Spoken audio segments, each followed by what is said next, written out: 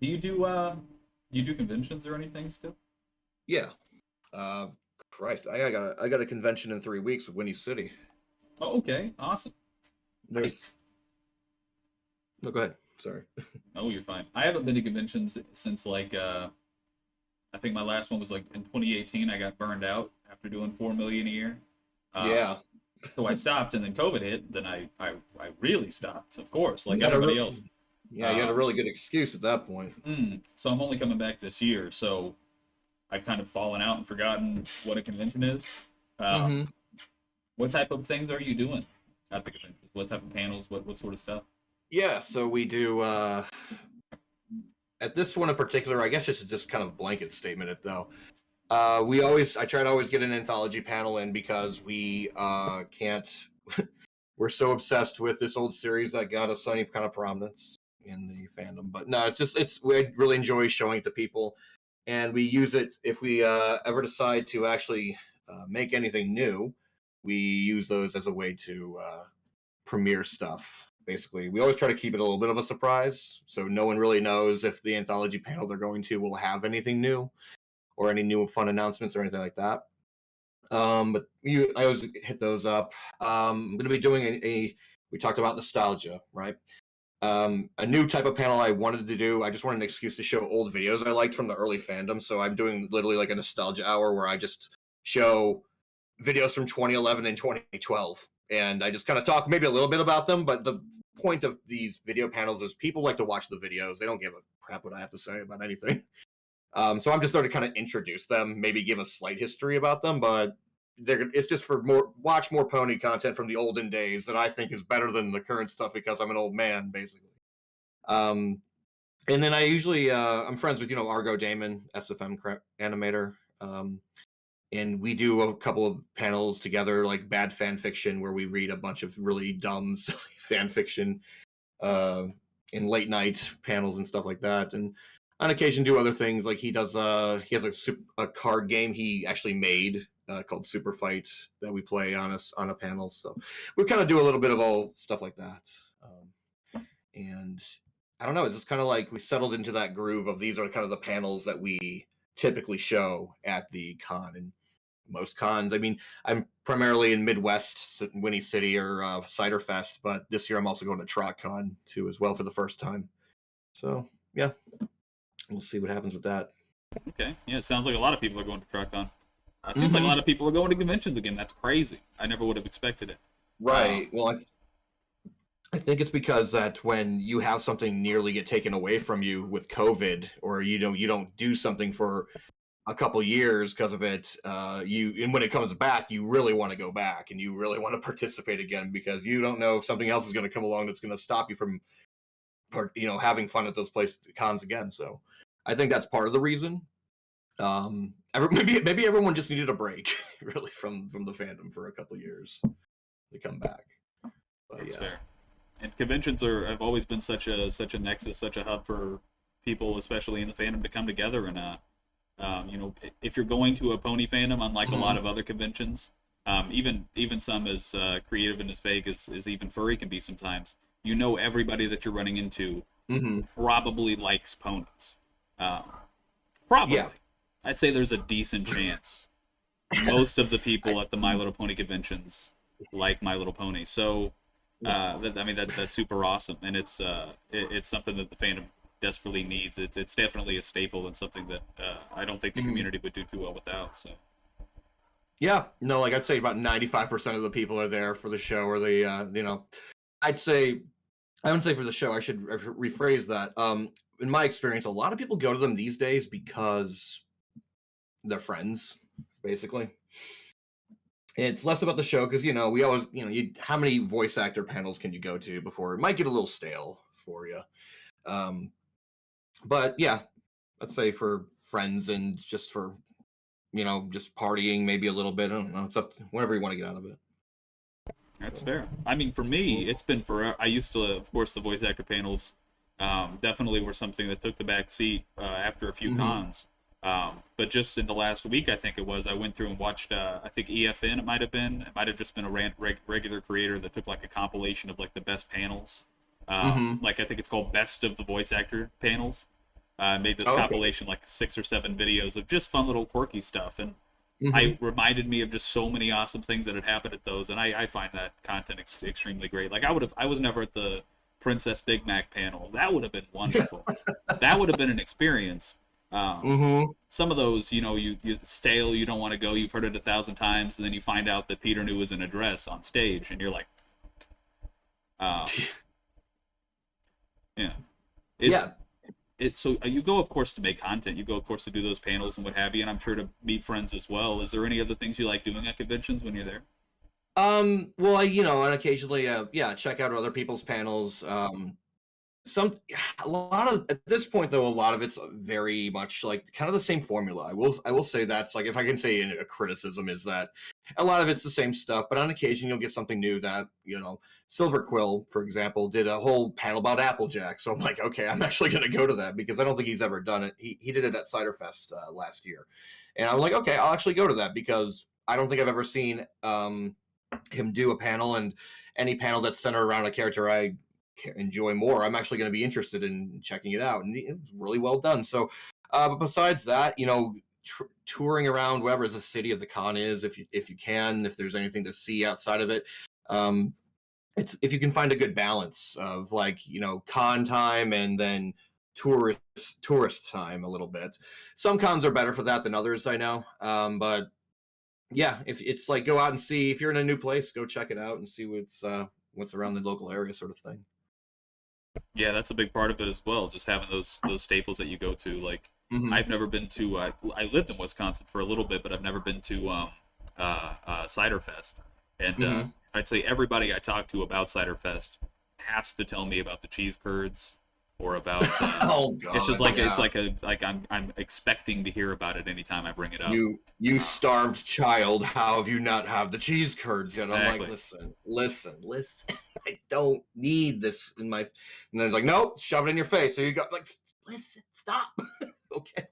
No, I'm maybe I'm like on that train of like, well, the things you have to do in any city, like apparently, in Ohio for TrotCon, you have to go to like a Skyline Chili, or you have to go to like get a, their chili is their main thing. I'm like, okay, I guess. No. So I'm well aware of that sort of stuff for sure.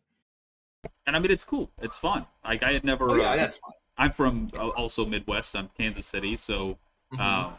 I, growing up, as I said, very young in the fandom, I didn't really start traveling until Pony and through Pony. But I went to BabsCon. We were there Mm-hmm. a few years, but my first year there with Equestria Daily, we had done a In and Out. I never had that before. Oh yeah. And we just stood in front of the hotel. Seth put out a tweet, "Hey, we're going to In and Out." Before we know it, we had like a train of 100 people following us to In and Out, and we just took over the restaurant. That poor store. Oh, they loved us, I'm sure. No, I mean no. It's did you get the animal style or whatever it's called? I don't even remember what I was like 15. I don't even remember. Oh, okay. Because there's like the In and Outs, like you gotta be cool, and you gotta get what's on the secret menu. Okay. Of course. Oh no, I did not. Which may as well be just the normal menu because it's the worst kept secret they have about that chain. But yeah, no, we've had, I'm in the Midwest too as well, so I have a couple West Coast friends who'd be like, "Hey, we're getting In and Out," and it's like, good for you. I don't care. It's like this big accomplishment. Like, oh man, I'm really craving that In and Out. I'm like, not really, but okay, have fun with that. Okay. But some people are very proud of their local stuff. Like, so originally I lived in Chicago, right? And so Chicago, we have deep dish pizza and Portillo's, and those are the two things like you have to be as a Chicagoan very proud of.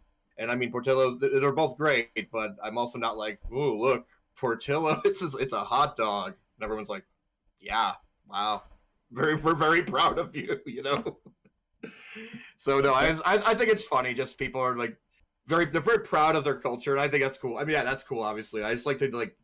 I'm just like maybe people get a little too much into it for me personally. Sometimes, only sometimes. But if it's good, like on a small scale, I think that's cool as well. Sure. No, I get that. I Western and Southern Missouri my whole life. I mean, I cannot stop telling people about McDonald's. I'm very proud of it. It's you should try it if you haven't. I highly recommend. I don't. Highly recommend McDonald's. I've never heard of McDonald's. I've never heard of what's a McDonald's. It's our local food chain. It's great. Local, yes. Okay. It's kept me alive for years. Oh, Great place. I tell everybody you're, anytime I go to McDonald's. wow, for someone who, I mean, okay, cool. Yeah. You look to be in pretty decent shape too. That's okay. No, it's all going to catch up to me. Don't worry.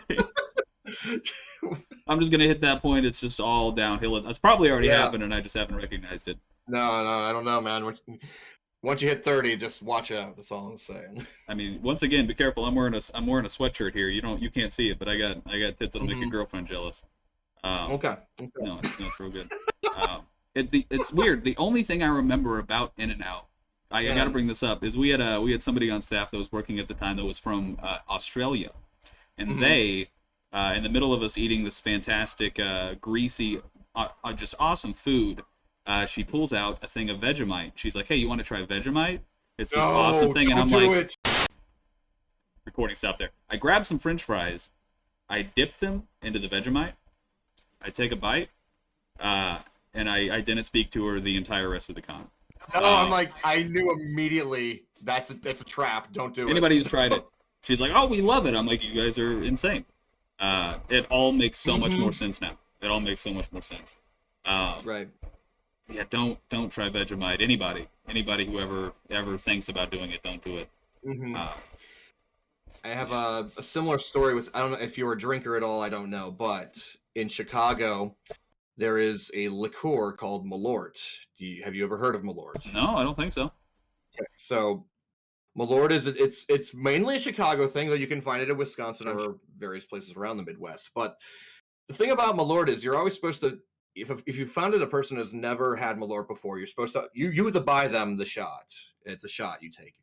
And the gimmick of the Malort is you watch them take the shot, and then you take a picture of their face a second after they take the shot. And the face is usually a twisted contortion of horror, disgust. By the way, this liqueur is made with wormwood, so just stuff like that. It's like and then you take the picture, and then you're like, "Wasn't that a great time?" And then usually the same reaction. They'll not want to talk to you for the rest of the day. But yeah, I'm just like thinking of like local things that you kind of like, of local like customs of things you give to the tourists or whatever, just to mess with them a little bit. It just reminded me of that. And like I said, we'll be in Winnie City in a couple weeks anyways, so it's just like topical, I guess, for me right now. Fair. I hope when somebody comes to me in the future and says, "Hey, I have this awesome thing for you to try, it's called Malort," I hope I remember this conversation. I really, really do. Fair enough. I appreciate that. So you are still doing stuff with conventions. I've got to ask though, every couple of years, as I may or may not have said before, I will stumble upon a new anthology video. And although I love them to death, I can't say that I've kept up with a lot of the back end or a lot of the promotion behind them. Certainly not the panels or what have you. So I'm curious as to the state of things these days. The state of anthology these days.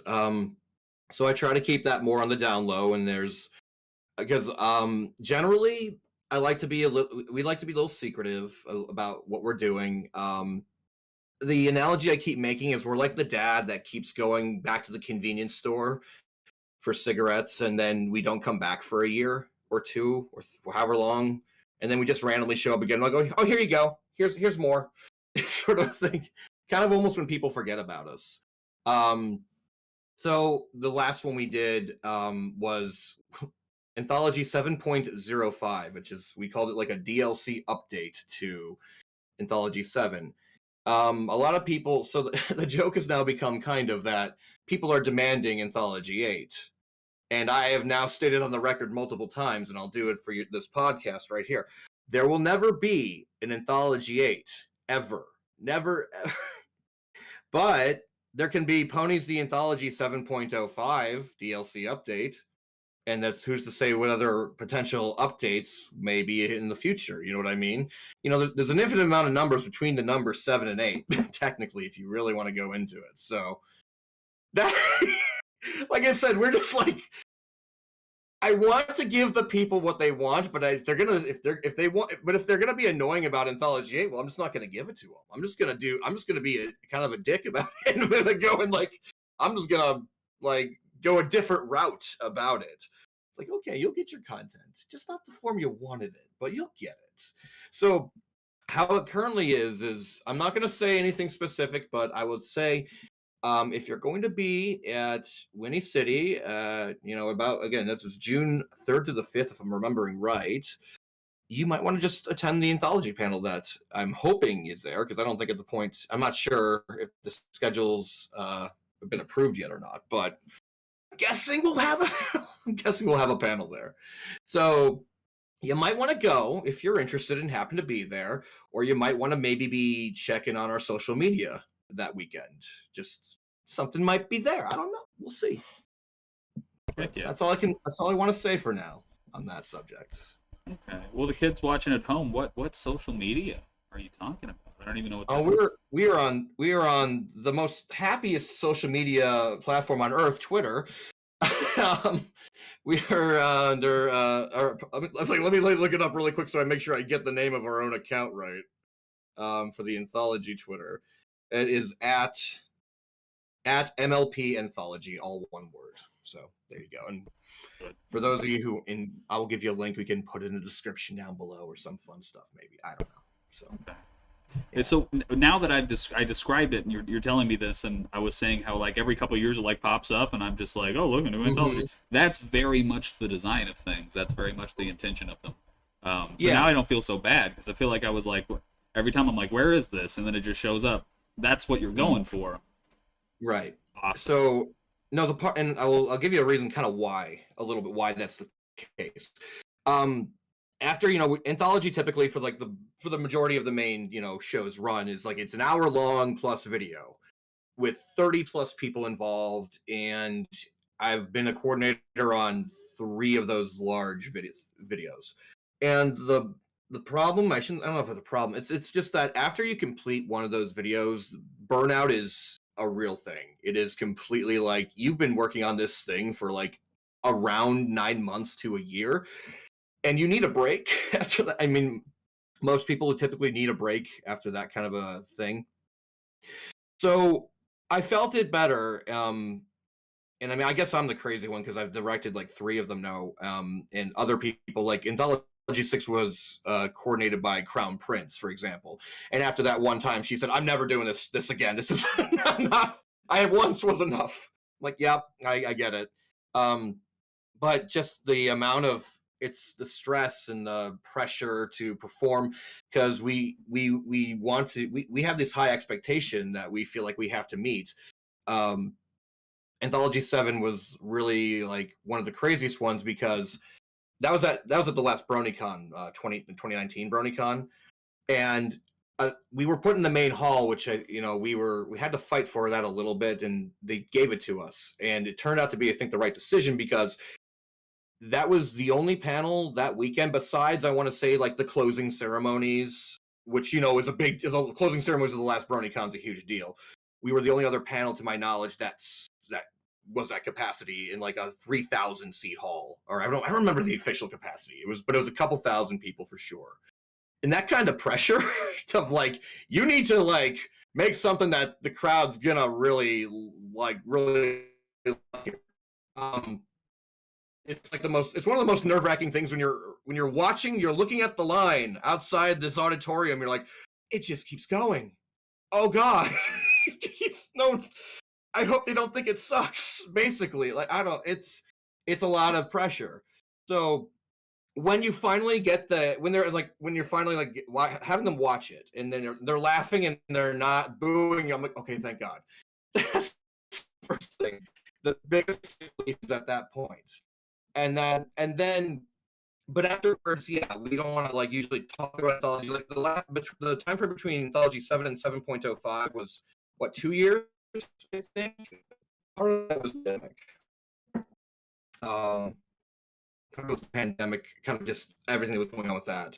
So, and we only made 7.05 because it was like hey, the pandemic's been rough. We want to give guys something here, because holy crap, it's been a rough couple years here with this. And we still had people coming back with comments saying like, hey, I really needed this today, because this, I was not expecting you guys. We thought you guys were done. And for all we knew, we could have been done. But I don't know. just still enjoy doing this, and it's also, you got to make sure other people, it's not just me doing it. Obviously, it's we have a whole team of people, and you make sure we're not burning everyone else out too. So it's kind of like a feeling out process. Like, is this the right time to make something? Is this the right time to try to, put ourselves back into the fandom's, mindset or whatever. But yeah, we take our time in between entries, so there's little pressure, and just try to do it. I think that's the best way to do it, because otherwise you're going to drive yourself crazy. You're going to burn yourself out, and it's just, yeah. So I just went on a bunch of different tangents. I apologize, but I think you generally get what I'm trying to tell you. Absolutely. Yeah, and how dare you? Just don't let it happen again. We'll be good. Oh no! You're in for a rough ride, bro. I'm sorry, man. You let me go talk. I'll talk forever if I can. That's good. It's a subject I really care about, but yeah. Ponies are a great subject to talk about as is. So. Yeah, I agree. Take a brief little thing here to double check. There was a small little just bump in the connection, and I want to make sure that I'm not connected to my laptop. Will randomly decide to connect to my phone's hotspot without telling me. Really good that it does that, and I switched to a sub-megabyte a second connection as opposed to my Google Fiber, which I was concerned that happened for just a moment. There was like a spike, and I was like, "Oh shoot!" I think we made it through it. I think it's going to be okay. Okay, I hope so, because otherwise I'll have to do that whole thing all over again. No. Gotcha. I wouldn't put anybody through that. Let alone the audience. That would be awful. We have a reputation to uphold. So, since this hasn't went on record, I really need to ask a very important question. Okay, very important. Very important question. Who is your least favorite pony? That's usually not the question. That's not the question I was expecting. That's usually the other way around. The least favorite in the entire show. I'm gonna say the entire show, but if you want to throw main six in there as well, if we can offend as many people as possible, that's the goal. Yeah, how many enemies do I really want to make here? That's fair. Excuse me. I was through the best worst pony wars of 2012. I remember the carnage and bloodshed that was done over the internet. Okay, so my worst favorite pony in the entire show, I will still say, is Diamond Tiara, because I hate her. That's it. It sounds really like, okay. Wait, you said language was okay, right? Well, it's fucking encouraged. Okay. Well, fuck that bitch. No, poor kid. No, just like, I never really, like, as a child, and I was younger, I was bullied, and then I had I saw her, and I was like, oh, it's that bitch. Oh, So, a fun fact, in Anthology 5, there is a bit that Argo Damon made called, it's like a Jackass bit, and he was parodying, like, a bit where they did Solo cup to the face of water, so they look and they punch him with the boxing glove. I'm the reason. So all I did was tell Argo, hey, I just need you to make a short where Diamond Tiara gets punched in the face. And he made up the rest, but I was like, my hatred extended to this child is extended to that point. Yeah, it's just, she's the quintessential, in the early seasons, let's start there. She's the quintessential bully, and not a big fan of that type of person in real life, obviously, after, having, your own, issues in the past and all that. So I just naturally gravitated towards disliking this character. And, the whole thing, oh, I'm reformed now. Yeah, no, fuck you. That's all I'm gonna say.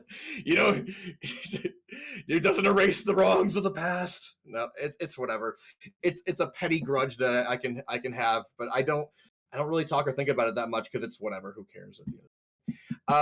Least favorite main six now. Let's just piss more people off. And this is gonna piss way more people off, because now we're in everyone's waifu territory, right? But I will preface this by saying this. I do like all of the main six. And the differences between the tiers in my head of them are, like, minuscule. Like, it's like, I like this, well, except for Applejack. She's like a S rank, triple S rank, whatever. Fine. And then, but the least favorite I have is Fluttershy. I just... It's been nice speaking to you, though. Have a great day. All right. Glad we can wrap up this interview. It's very fun. Oh, no. See, if I have to go through all the Applejack jokes of, oh my God, who's that background character over there? I'm like, listen. So, like I said, I like Fluttershy, but if I have to rank them, she's just my least favorite. That's and like I said, there's nothing personal about that. There's nothing wrong with it. Yeah. Yeah. Like I said, most people when they ask who their least favorite main six is, it's Applejack because she's boring or whatever. I don't know, but yeah, I'm used to that. To a different extent, but yeah. I want to hug all of them. It's fine. No, of course, who doesn't love adorable ponies? And the Diamond Tiara answer that was unique. We haven't got that one yet. Surprisingly, usually it's like Zephyr Breeze or like Spike's dad. So well, that's the thing. I forgot about Spike's dad. It's like, to me, like a one-off episode character like that. Not really. It doesn't stay in my head. That's fair. And Zephyr Breeze, just a bro Chad. Whatever. Who cares?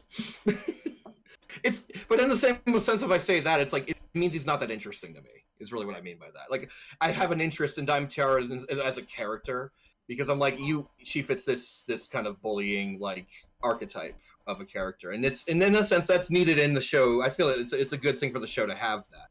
And also, when I say I hate a character a lot of it's some jokes. It's like, it's a cartoon, bro. Calm the fuck down. It's like, calm down. It's a cartoon. Cartoon. They don't exist until our waifus get involved. Oh no! Until you see people fursuiting at conventions as your wife. As I saw the Applejack fursuiter, I was like, "Wife, come back! She's come back! I have this diamond ring. I've been carrying around for years just for this moment. I've been waiting for this moment for so long. Oh my God, I have a hoof. I can't fit the diamond ring on the hoof. It's too big." No, I literally was. It's like I love the. I guess it's like it's being a self-aware of the cringe a little bit. Because as it turns out, I don't know if you heard about this or know about this, but a fandom for a cartoon show made for little girls, but it has a lot of guys in it. It's kind of weird, just a little weird. You know what I mean? So no, I've never heard that before. No, never. Okay. I just feel like I think it's in my own head. I feel it's like healthy to be just self-aware of my own cringe, if that makes sense. I think you're projecting a little bit, but that's fine. I probably... All right, you know what? Maybe I am. Whatever I can get in after that Fluttershy comment, I gotta go. Oh, I know. Oh, that's how we're gonna play this. All right.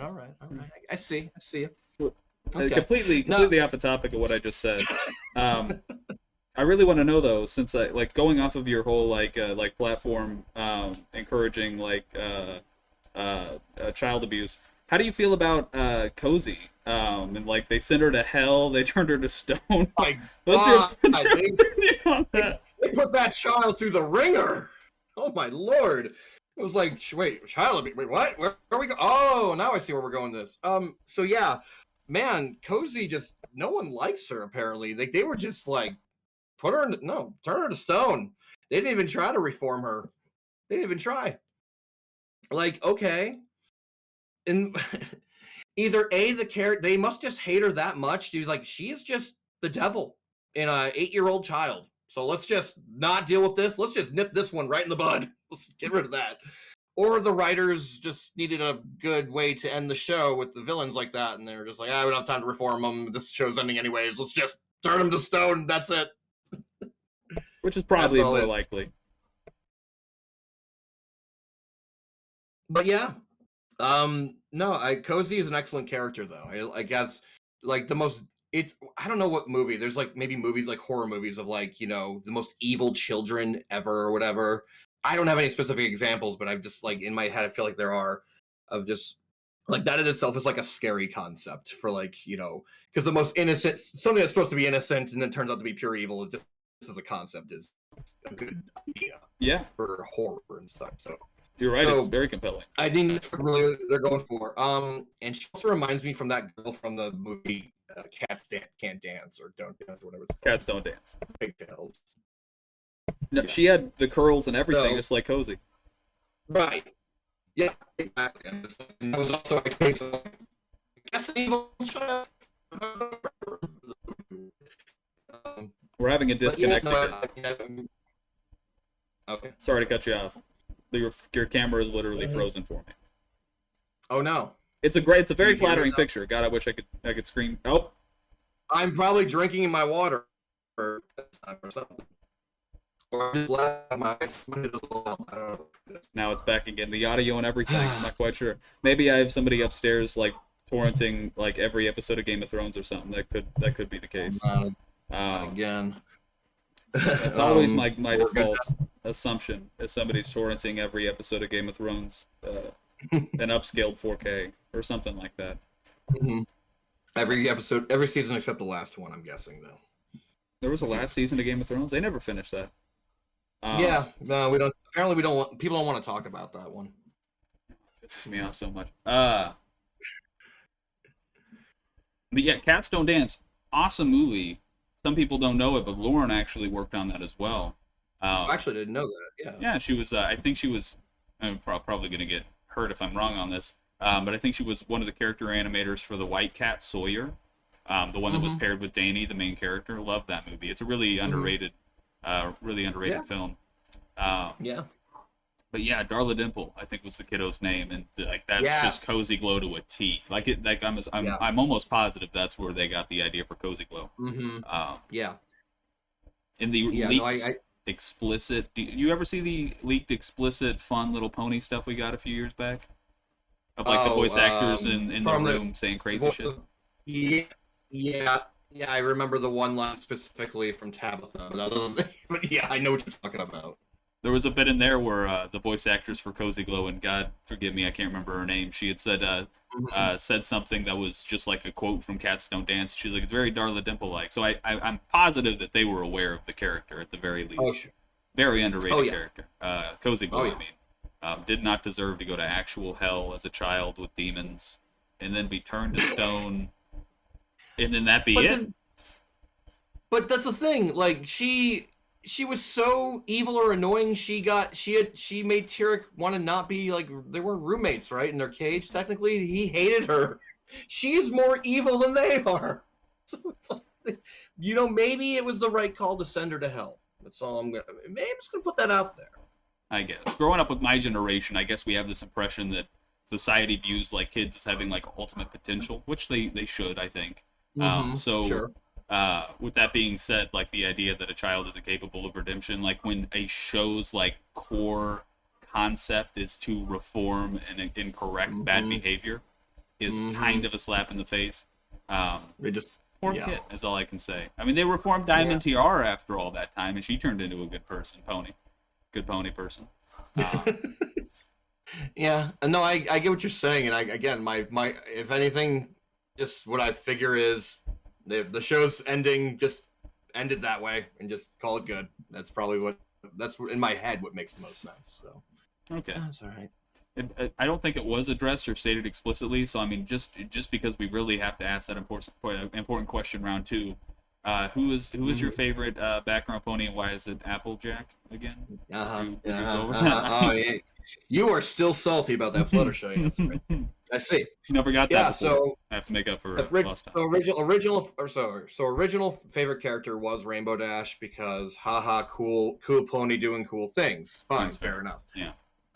But then after the course of a couple seasons, I want to say season 2, 3, later season 2 into 3, I just changed my mind into Applejack because I was like, oh, it's more like it's the character portrayal and the traits she had were more in line with me as a person, just the hardworking thing, the honesty thing, which it's a curse, but I can be more honest than I should be at times.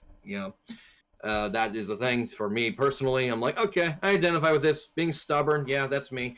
And at the time, while I'm like at the early fandom, I'm trying to make all these videos and just breaking my back trying to get content out there. Maybe that's part of why it's like the hard worker is kind of like the the tagline I kind of like attached to myself or something like that in my head. Sure. But then also what I enjoyed about Applejack was that she was the least insane out of all of the main characters too.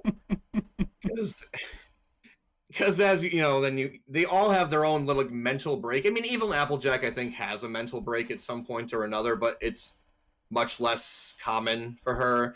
And I do enjoy, like, you know, in like a comedy role, or, you know, the straight man sort of a role, or the more dry humor or whatever. That's kind of right up my alley. So it's like all of this stuff just combined. I'm like, yeah, this is the character for me. That was the main reason why I just morally gravitated towards her. That's fair. And I mean, she's a great character. Very underrated. I'm not quite sure why there was so much hate on her initially. I don't really remember what caused that momentum of hate. I don't know if it was like hatred, if it was more like just indifference of like I got the always an impression that people just thought she was a boring character. That's fair, yeah. Just not interesting. But I'm like, I find her to be like the most interesting. So everything's unraveling. Oh no. I tried so hard and got so far. But in the end. Oh no, I didn't set that up at all. That's not good. But in the end, you didn't hear my awesome joke about Fluttershy, and that's okay. That's fair. That's fair. We don't need any more jokes about Fluttershy. What she did to us was a joke. For being as much of a joke as she already is. It's so funny. Oh no. I'm just holding the last. See how much you hate me at the end of this. You're like, I can't believe I asked this guy for an interview. Why? What the hell was I thinking? Make you regret this. So I don't know why. To put everybody I've been talking to on blast, it seems like most of the people I speak to are very busy, and being in the fandom a lot, they've, like all of us, have kind of found their own niches. I'm very much the type of person that still likes to discover and find new content within the fandom. And I've got to ask, as somebody who works with a lot of creators, sees a lot of content that they produce, at least for the series that you work on, the series, plural, I'm not sure what the plural of the series is, the series that you work on. Sure. Do you, is there any like content that's current in the fandom that you follow or that you're interested in? So more so in the fandom, like there's a couple new animators that have kind of emerged. So there's a guy named Maka, who I recently found because he made a video. If you aware of Filthy Frank, pink guy, is that how you say his name? Yes, I've seen that, like the Pinkie Pie raps and cooks ramen. So I saw that video like kind of out of nowhere, and I was just like, this is because I don't know how the program he used to get her to actually be able to sing the lyrics. It's kind of crazy. But that, like, stuff like out of nowhere, like this guy's like, I'm just gonna animate a bunch of stuff. Like, so he's just one example of a recent creator who I found their stuff. They make cool stuff. I think it's funny and all that. So yeah. But you know, I'm just kind of keeping general tabs on the fandom. And I don't know, it's like hard to say. Like, I've got my normal set of creators and stuff who I follow on YouTube. I know Tridashy's been making a lot of stuff recently, Friday Night Funk, and just, you know. So, like, I mostly for me, it's the video side of things. The video side of things has slowed down significantly back from the heyday and all that, but there's still a bunch of people, you know, like Alumix just making stuff, you know, randomly. He just comes out with this giant controversy about hooves in the last, like, week or so, and I'm like, what is going on with that? So yeah, but there's definitely like a core group of people still making stuff, and I just kind of keep some general tabs on the fandom for when I can grab content. But as you said, yeah, I'm also just busy because unfortunately, the older you get, the more that stupid real life responsibilities start coming in and taking more of your time up. So it's like a little bit of a balancing act with that. Yeah. Okay, I mean that's completely fair. It's awesome that you're still liking the content, though, because there are people, and like the first one you mentioned there, that are relatively new and that are popping up, and they're doing some pretty fantastic stuff. Yeah. As far as like Alu is concerned, we did an interview with him a little bit ago. I don't know, but it was a really great high energy interview. And I've got to ask on that controversy, are you like a soft hooves kind of guy, or like where do you lay on that? I saw the perfect image. I believe the front two are the soft and the back ones are the hard ones. I was like, that's there you go. There's your compromise. Because I'm sorry. I'm like, the show itself makes a case for both. Like, you know, you see all the wacky, there's multiple instances where like wacky wiggling inflatable arm flailing tube ponies is happening with their front arms all the time. Like they're noodle arms at some points. And then, but then other times they're super, like they're portrayed to be like a hard surface or house. So it's like, okay, they're made of diamonds or something on the bottom at some point. Especially with Applejack. Right. So it's like, you know what? We just compromise. The front ones are soft, the back ones are hard. There you go. That's the solution. I think that works for everyone, or works for the most amount of people possible. That's good, and I wouldn't even call it illogical because you're right. Like the show definitely seems to support that theory as well. That's right. That's a genius. I wonder how Allie feels about that. In the sense of overanalyzing the show, which I mean we've done plenty of as a fandom in general. It's like, yeah, this would be the kind of thing where like, well, because their arms are flailing around, and like it's like, yeah, let's just maybe it's not that deep. But maybe it's just a cartoon horse show. Let's make it that deep anyway. Let's do it anyway. It's fun. That's fair. Yeah. The over-analyzing thing is probably like one of my favorite things in the fandom, or the result of what comes for that. Like, for example, I don't know if you follow Fallout Equestria, or you've heard of it. I'm sure I've heard of it, but I've not followed it. No. One of the things that I liked from that, the whole over-analyzing thing was how does a pony fire a gun? And the solution to that was with their tongue, holding it in their mouth and wiggling their tongue around a little bit on the trigger. That's gonna suck for their neck. Because really, only unicorns really would be able to navigate the complexity of a firearm. So, hold it in their mouth and wiggle their tongue around. That's got to be the only solution, right? And then you get the gun particle powder in their eyes, and they have to like hold their face sideways, and so they're shooting the gun sideways, and it's like, okay, no, you're right. The second you came up with the scenario, my mind instantly was like, how would that work? Like my mind's instantly asking those questions. You're right. It's like a natural thing. I think a lot of us do. So you're right. Fair enough. Caught me in 4K on that shit. I can't think of any other that pops out, but I know that's a pretty common thing. Analysis people are great, and you're right. It's fairly natural for us to do that, especially if it's that absurd. Because being adults, we want to try to place things in logic, and sometimes that's not always possible in our little pastel cartoon magical horse world. Yeah. Like the logistics of putting a child in hell, actual hell, literal canon hell. You really seem hung up on this thing that they did to this. Sorry, I just can't. I can't help. I just rewatched everything again. I'm looking at your Discord icon, and it is Cozy Glow. No, nobody sees that. I see that. I'm telling your audience that's what you got right now for your profile picture. I'm sensing you might have a little bit of an affinity towards this evil child. Is what I'm sensing. Well, the thing is I've recently rewatched the series, and I don't think the first time that I had watched it had fully sunk in how crazy all of that is. Right. And it's just like I think this is a pretty fun character, and I don't think she gets enough credit for it.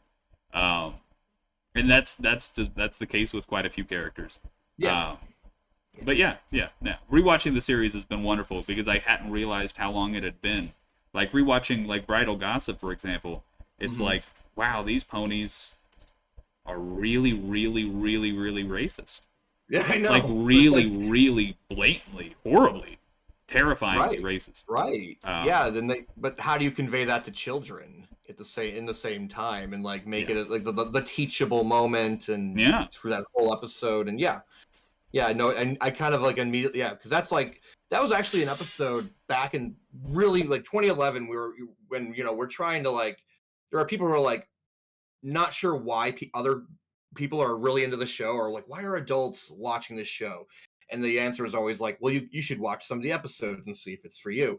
And Bridal Gossip was always one of the ones that was recommended as a start with this episode or that, or like Dragon Shy, or one, at the time all we had to work with season 1 episodes.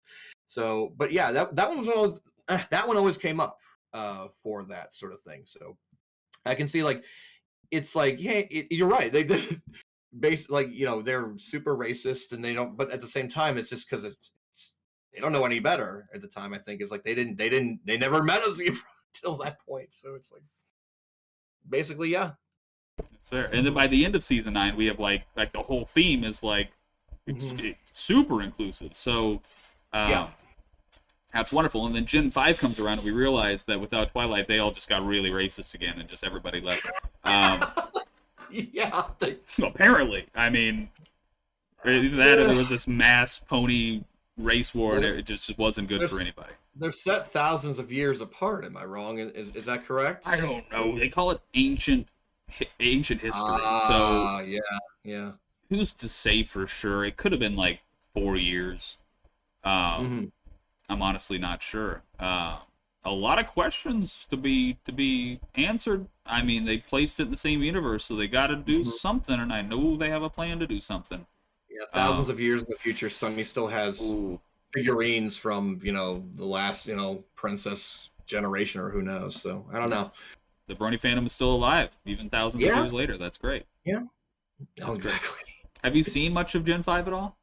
So I've seen the movie, and I've seen a couple of the new 2D animation shorts that had come out, which are quick and they're fine. And there was a trailer that just came out the other day, and the 3-minute one.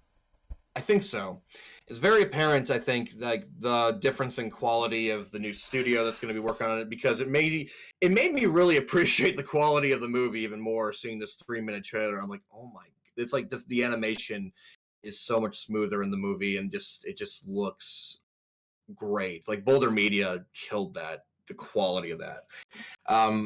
So I'm not going in like saying, oh, this 3 minutes is totally like I'm not gonna watch it or anything like stupid like that because of 3-minute trailer. You give everything a chance, but yeah, also be going with the expectation that it's gonna be different quality because made by a different studio and all that. So, but yeah, well, just like I'm fully on board to try to watch the new stuff and give it a chance. My kind of stance on that is if it sucks, then don't watch it. Basically, didn't really watch much of Pony Life for some of that reason, basically. So. But yeah, but we'll see what happens. At the very least, if not anything, it's more content for videos to be made for future stuff. At the very least, you can at least call it that. And we do have some from the movie, some very awesome, and I would say arguably memorable characters. And to give credit where it's due, especially considering I recently rewatched all of Pony from top to bottom twice in a row, wasn't very healthy. Early like starting season 1, you could easily point at it and be like, that looks awful. Consistently, and you could see over the course of each season, which I remembered being a thing when I was watching it, I could see that the quality was getting better, the animation was getting smoother, they were figuring things out. There's no telling when, I mean, every year 3D comes a long way. It is booming. So the idea that this season could launch, it could be interesting. There could be people who love it to death. A couple seasons down the line, they can improve that. It's not necessarily indicative of the entire series. Right. There's a lot of things pointing to the fact that it might not be, especially if it does well. And we all watch it. And we all watch it. We all need to watch it. Well, it's if you want to mention, like during like season 1, I've got multiple screenshots, or I know various places to find screenshots of some horrific images of animation errors, and you're just like, Applejack's face is just disintegrated, or Fluttershy looks like a giant blob monster because of a smear frame that is like it's just how they did it. And it's like, around I want to say season 3. And specifically, I think it was a song Twilight was. I forget which song it was because I'm a horrible fan of the show. But it's Twilight singing, and she's like dancing around the Camelot Castle grounds or gardens or something like that. She was prepared to do her best. Right, exactly. Yeah. Thank you. And so, but I think that song was where you could really see the difference in quality from the first couple seasons, and you're like, wow, they really improved their game, because they're using Flash still to make this show. They were. Which, it's illegal. It's illegal to use Flash now, so you'll go to prison for that. Oh no. So that's fair. Yeah. No. Yeah. And I don't know. I'm just hearing. I don't know exactly who said it what, but like somebody on the team was like what they call like the Flash wizard, who like could just do the impossible with that program, like to make it work in the show that normally you would not be able to do. And I don't remember who said it or what, but just that the team of people working on the show happened to be just super talented, and I think they just got lucky too with the kind of talent they had making it. So yeah, Lightning in a bottle all around. yeah, basically. Yeah, voice actress. I mean, end to end, it's crazy. Mm-hmm.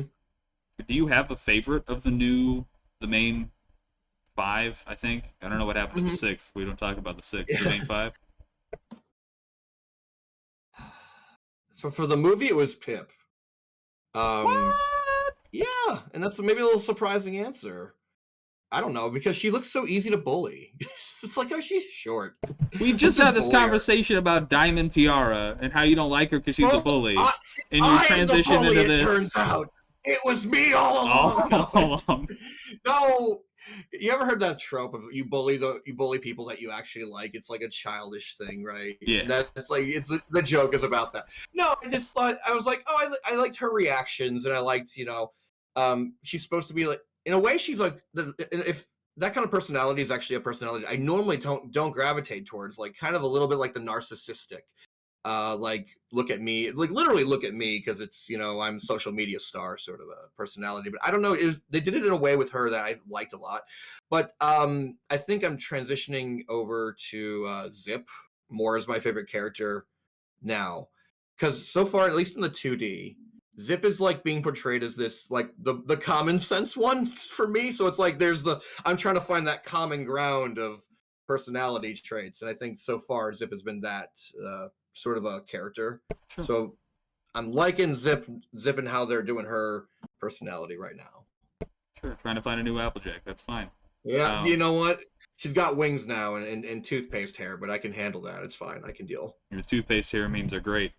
And you loved the little Pip in the movie. That's good. The Fallout Equestria fans are going to be delighted. It's really good. That's really good. Exactly what I said. Man, yeah. I can't believe they missed that whole deleted scene. Holy shit. Right. Oh, it's great.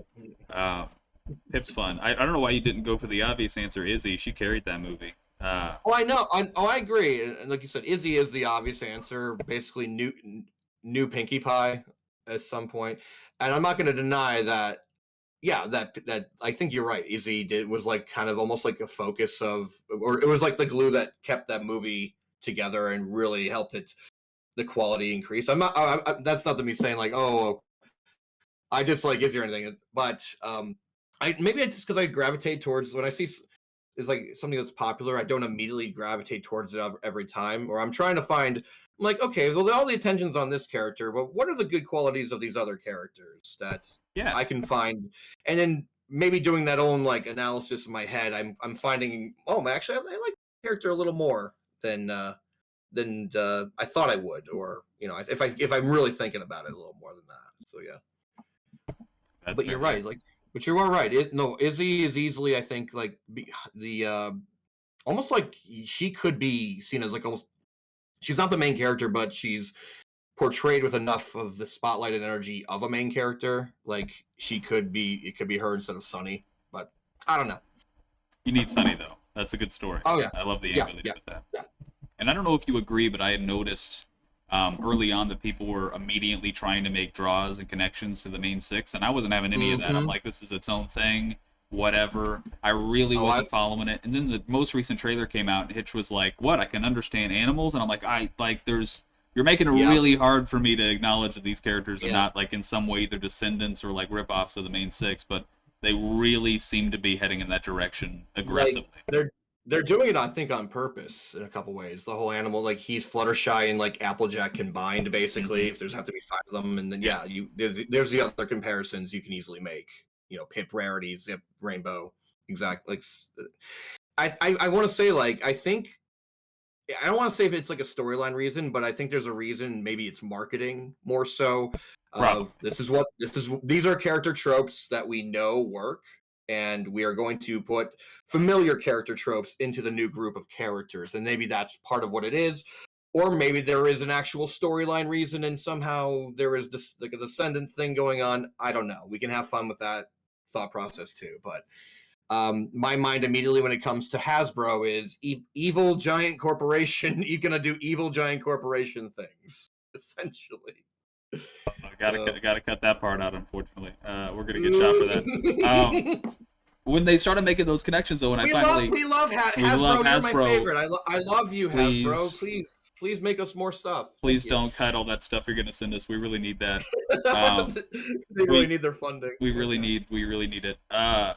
When they started making the connections, though, like the worst thing for me, like I was denying it. And then they were like, Hitch is Fluttershy, and I'm like, Fluttershy's my waifu. Hitch is a dude. Now I'm questioning my own sexuality. There's like this whole. It really is put some problems in my life, and I don't know how to navigate that. What do I do? Where's my waifu? Your waifu is probably dead. I'm sorry. My waifu's a man now, apparently, and I don't know. Well, I mean, he's your husbando now. So there's a terminology change. Oh, is that the term, husbando? Yeah, husbando. You didn't know that? I didn't know that. Okay. I've never had a husbando before. No, well, that's fine. There's always time to start. Always a time to start. Always a time to start. Oh no, I'm terrified. Just to be clear, because they pulled a Netflix on us. They released the trailer. Yeah. Then a couple of days later, yesterday, they released a 3-minute sneak peek. You had seen the sneak peek as well, right? That just came out yesterday. Actually, you know what? I don't know if I've seen that. Oh my god! www.equestriadaily.com. Oh, get your plugs in now. Got a post up.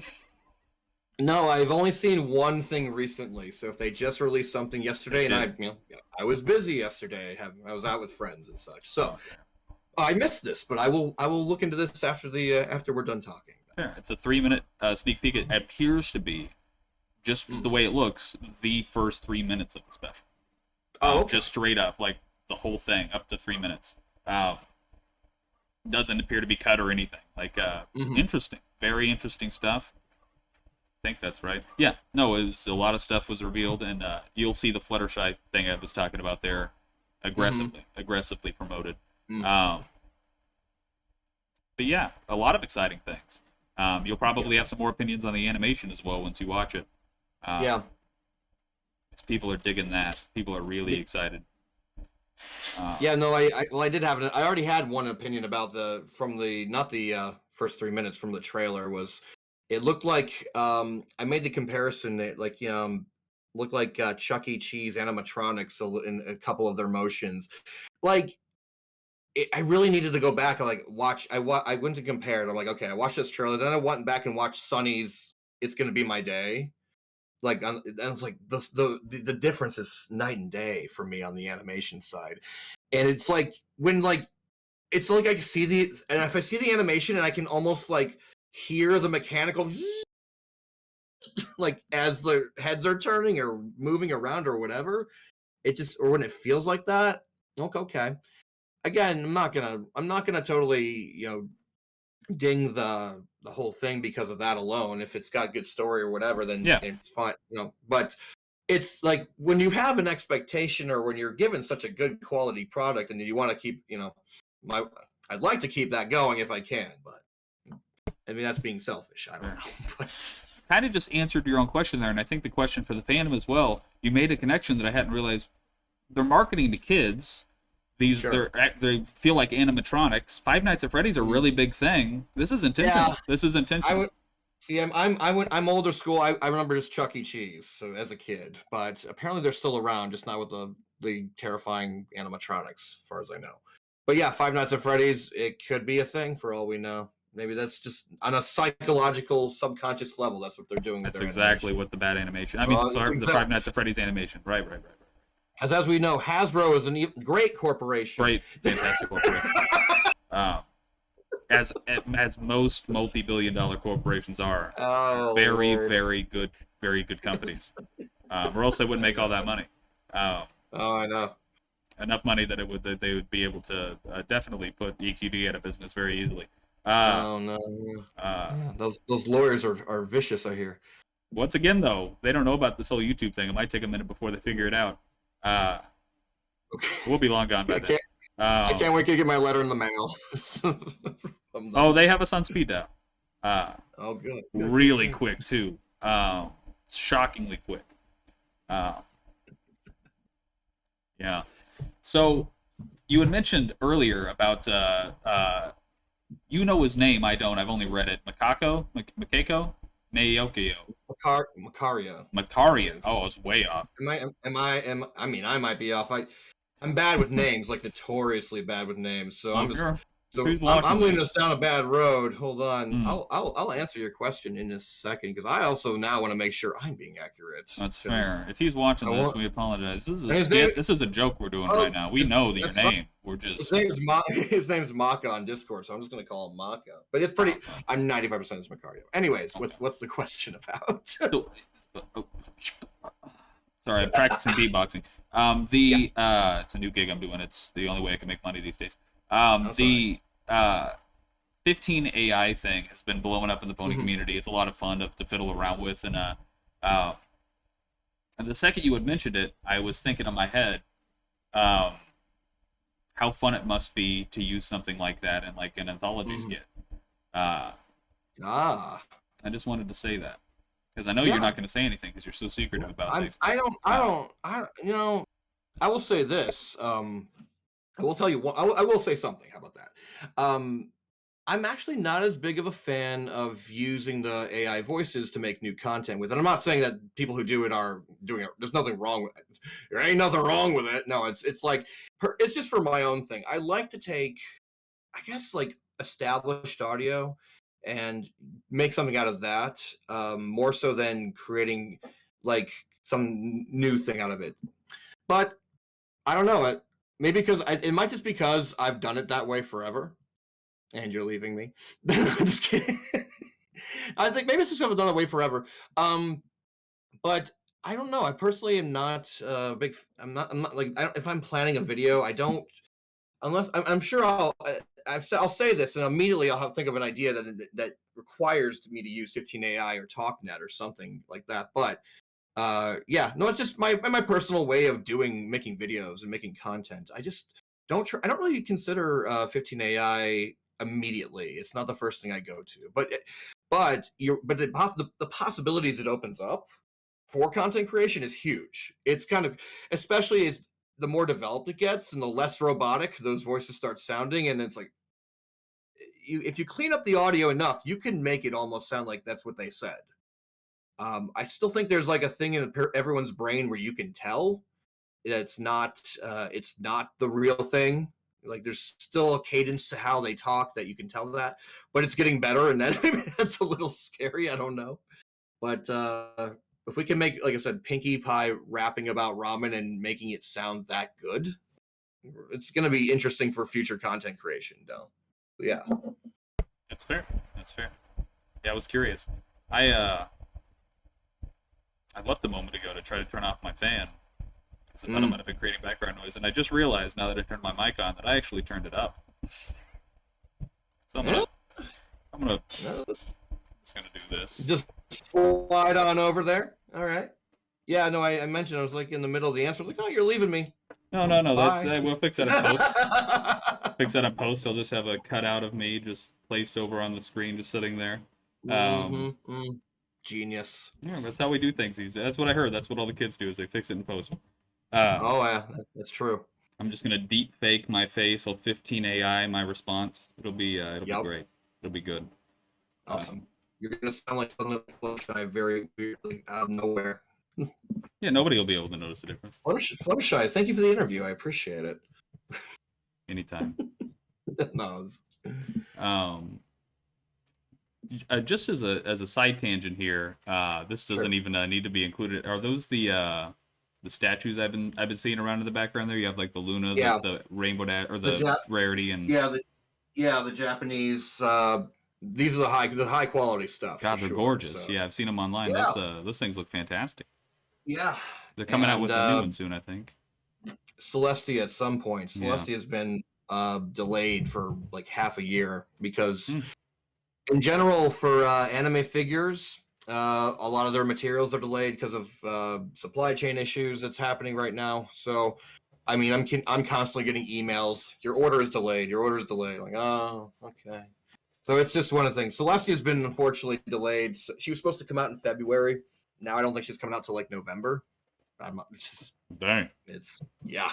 Damn. So yeah, but yeah, no, I it's probably because of those figures I got into figure collecting in general for mostly Oh, really? anime stuff. But I don't know. I'm like, yeah, I need to get into an expensive hobby right now. That sounds like a fun time. You need a collection. You need a physical, tangible collection. Yeah. Yep. Yep. I mean, you can't deny the quality is it's just that good for me at least. They are really, really gorgeous. Yeah. Slippery slope though with the merchandise. Before you know, you'll have 40 body pillows. Yeah. No. Don't look in my closet. That's fair. That's fair. Oh, you keep them in the closet? That says everything right there. All the that means there's shame involved. There's keep the shame in the closet. Don't bring it out. No. If you had to put a number to it, how many different Applejack merchandise, memorabilia, majiggers would you say you got?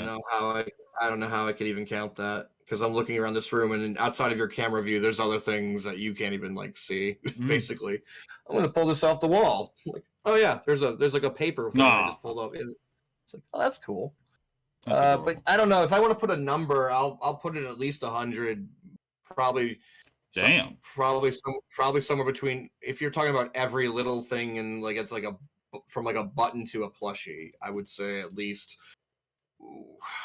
Probably closer to like 150 to 200 pieces of merchandise involving her in some way or another, I would say. In some way or another. Okay. But I don't... As you make every assumption you can make. No, I'm just like, listen. That was a very interesting choice of words. And that's where you just cut the interview right there. And we're going to leave off on that point. No, it's just... No, well, when I say that, I'm looking, there's the paper craft.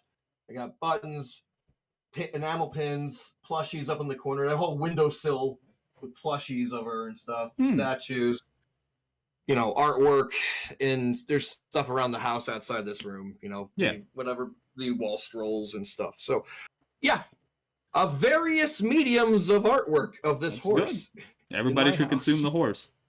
Yeah. You got the Applejack lawn gnome, I'm sure. That's a popular one. Oh, no, I don't. I need to get one. You gotta show me where to get it. That's fair. I got you. Send me the link later. Okay, that's good. I got you. No problem. Yeah. Oh, thank you. Are you interested? Have you been following the a Maritime Bay Adventure at all? No. No. I haven't. What is that again? Remind me. Because I'm like hearing that. I'm like, what is that? The game or? It is the game. Okay. So no, I've not been following the development of that game, admittedly, sorry. Other than I've heard that a copy of it is leaked online or something. Did I hear that right, or did I not? Or was Little? God, I hope you're talking about what I think you're talking about. That's a troll, isn't it? That's from Little Shy, isn't it? Yes. Oh, I'm glad you brought that up. That's hilarious. I'm like, wait a second. I had to recover there. I was like, wait a sec. Oh, that was a troll. Never mind. Yeah. The developer sent that into EQD the other day, and I was looking for it aggressively at that time and couldn't find it. And he sent it to me, and I'm like, oh, thank God. And I played through it, and I'm like, this is great. This is good. This is high-quality stuff. Yeah, no, I have not been following it. Not really, no. So that's a blind spot for me. Okay, that's fair. We have it's another example of somebody from the community contributing to some official capacity, and that's always wonderful to see. So I try to bring it up if I can. Who's that? Sorry. DJ the D, or as I've been calling him until I realized it, DJ Thed, which it's not DJ Thed, it's DJ the D. Yeah. No, I don't, but I know who you're talking about. So yeah. Yes. He made a lot of, I think, 3D models and rigs for the. Yeah. Okay. Yeah. I know that's the one. You got it. You're on point. Okay. He's the dude. Yeah. I'm just curious. I saw like it looks like you got a couple of video games there in the background, so I was just curious. Yeah. You're probably a gamer. You probably play that sort of thing. Mm-hmm. Probably play the nerdy pony games. Oh, totally. Of course. Twilight Sparkle Gets Pregnant. My favorite Flash Pony game. That's a good Flash game. That's a good one. I've been trying. That's one of the other games I've been trying to track down. Unfortunately, people don't submit that sort of thing. But back. I used to do more. I still do streaming. A couple times a week usually. Oh. Back in the day. I had a friend, Michael, who insisted I play on stream these really terrible, cheap pony Flash ripoff games. Oh. One of them was called Twilight Sparkle is Pregnant. I think I know what you're talking about. the horrors that you witnessed for that are it was just wow, somebody made this, and it's a shovelware thing. They just shove it, get it out there, put it. Maybe you'll make some money off of like you'll make 5 cents of money off of ad revenue. I don't know, but I'm like, and there's multiple things. It's a lot of ponies getting injured, like you have to like fix their hooves or like their leg is broken, and you just take a hammer and just pound it back into shape, and apparently that's how you fix. Must be the back hooves. That's how you got to fix the back hooves. They're hard. No. It's like just like okay, and so yeah, I lost a bit of my my innocence when I was playing these games, but it's just I don't know. Has like what's the last like pony game? There was a long time ago. There was like a mobile game. I forget exactly, but it's like you were just maybe it was pay to get more characters in your town or whatever it was. I barely remember it, but it was like one of those things where it's just like you go around and play little mini games and you try to get characters in your town. Like you play catch and you try to build up 2011. That's still a thing, and yeah, Equestria Daily is official in that game. Oh really? Yeah, we're official. We're actually Equestria Daily News in the game. Oh. Yeah, apparently, yeah. Yeah. Okay, www.equestriadaily.com. Okay. But that's the last that's the last game I remember actually playing related to the show, because has there not really been any actual video game for G4 to my knowledge? I don't think so. I don't think there has been. Unless you count Gage from Borderlands. No, I don't think so. No, but although the whole Borderlands 2 thing, because that's another fun thing. If you want to do a little side tangent there, how crazy it was that Pony kind of infected so many unrelated things. Like, so Borderlands, I think, is a really prominent example. That second you brought it up, I'm like, yeah, they made an entire classic character with nothing but pony memes as like the perks or whatever, right? But then you hear like there was a person who sent there was a person working on a space team. They sent a satellite up to space, and he included like a picture of Luna on like a chip or something that's inside that satellite. Like, it doesn't do anything. It's just a picture of her in there. Like, why? Okay, sure. I play Osu, which is a rhythm game, and as it turns out, one of the developers for that, like in there's a lot of pony songs that are made early by one guy who was a developer on the team for Osu. It's like, so we just randomly, like, we were just everywhere infecting and trying to spread. We were like a cult, basically, just in spreading the influence everywhere we could. So yeah, it's. You don't even know about that. If not having a direct game, at least some kind of like reference in games is definitely something we've had. Yeah, and to a crazy extent too. I mean, Fallout has quite a few references. Fallout 4. No Fallout Equestria references. That kind of stung. But I'm sure that would be a legal nightmare. Oh, sure. But no joke. The far-reachingness of Pony is. I don't think anybody could count all of the references. I'm sure if we got together as a team and looked for everything, there'd still be things that we'd miss, because there's just so much of it. It was just fun to do. I think for a lot of people, they could just incorporate this show. There in the Cleveland show also, do you remember there was like they had like a lineup, and one of the animators we now know the story is he put in the initials of all the main six on the the police lineup card, basically, that it's in a scene. So stuff, it's like it's just it was everywhere. Crazy. Yeah. I've collected quite a few of them as well. Equestria Daily is one of the places, of course, we'd get those submitted, and we often put those up. So we have this archive of thousands of posts of different references. Again, there's some fun ones out there. Bob's Burgers did one too, like where the oldest daughter goes to like an actual convention where people dress up as horses. Yeah, and it's funny enough. So, are you familiar with the creator Jake Wyman? Do you know? I've heard the name, but no, the name doesn't ring a bell.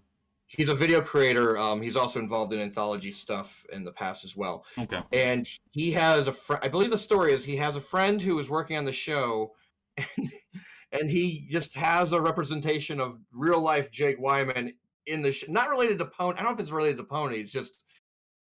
It's like out of nowhere. He's your avatars in Bob's Burgers, Jake, is like kind of like a side or background character. It's like, okay, sure.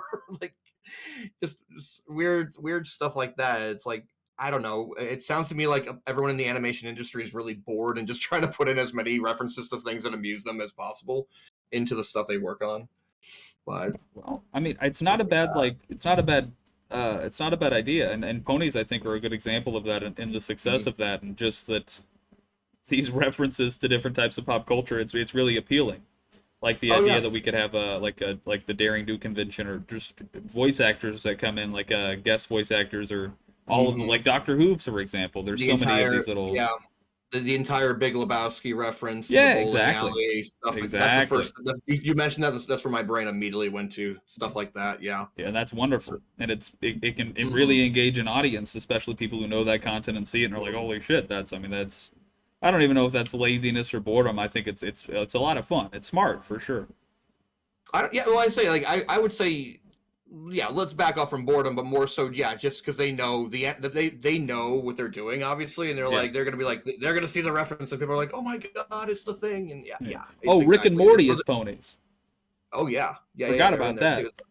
Yeah. So it's like it's for the reaction. I know that's obvious, but it's cool that they're allowed to or can like do that kind of stuff too, because they know it's like I said, it's for fun. And exactly. It's all the show's about. Trying to have some fun. Oh, fun with ponies. Most of the time. I'm gonna reword that. Not fun with ponies. That doesn't sound good. JHaller tagline: not having fun with ponies. Okay. That's good. We're gonna make that a tag. Before we get too far into things, I would like to ask if you would be willing to share with us or plug some of the things you're working on, what you're doing these days, where you're active online, that sort of thing, for the people who are watching who might not know. Yeah. So on my YouTube channel, which is JHaller 2, because I could have just had JHaller, but I don't know why I did JHaller 2. And I do streaming on there, and occasionally I will release a pony video on there every once in a while. So that is where my main YouTube is. I am also on Twitch under JHaller as well, and JHaller 2 as well. I'm sorry, and Twitter at JHaller_, and those are the main places. What I'm working on right now is I'm working on a project I can't talk about, or it has not been announced yet, so I'm not going to be talking about the specifics, but there is something I am working on. As we are recording this on, is it okay to say the day? We're recording this on 5/15, which is a couple weeks out from a convention where I will have more details of the thing that we are maybe working on. Maybe, I don't know. Gotta be mysterious about it, but whatever. You know what I'm saying. And that's like the main thing I've been working on right now is this major or bigger project. Is that? Okay, that's awesome. You forgot to mention the OnlyFans. Oh yeah, only. Well, there's a reason I skipped that, and I'm just gonna keep that a mystery. You can find it. Sorry, I brought that up. It's the scavenger hunt. If you find it, good for you, and please give me more money. But this is a kid-friendly thing, right? Let's not make it too easy for the kids to find. All right? Okay, that's fair. Yeah. Sorry, I couldn't keep that one in. I broke. Yeah, all right. That's fine. I think we're all gonna be broke after this comes out. So that's you got me. It's all good. It's good. Oh my gosh. I need to take a drink. I'm not. This is unedited. This whole thing, by the way. There's no way I can edit any of this. All of it. It's going in. Oh no, yeah, no. I say good luck. You were saying, or edit and post is a way of life for video editors like us. So I know it goes, and you got to make. Good luck. Good luck with this. That's fair. Oh, you'll do fine. I'm gonna make the interns do it. It's gracious. Oh my god, where do we go from there? I should have saved OnlyFans for the end. You introduced that subject. So where we go from there, that's on you, bro. You got yourself in this hole. You got to get yourself out of this one. Oh my gosh.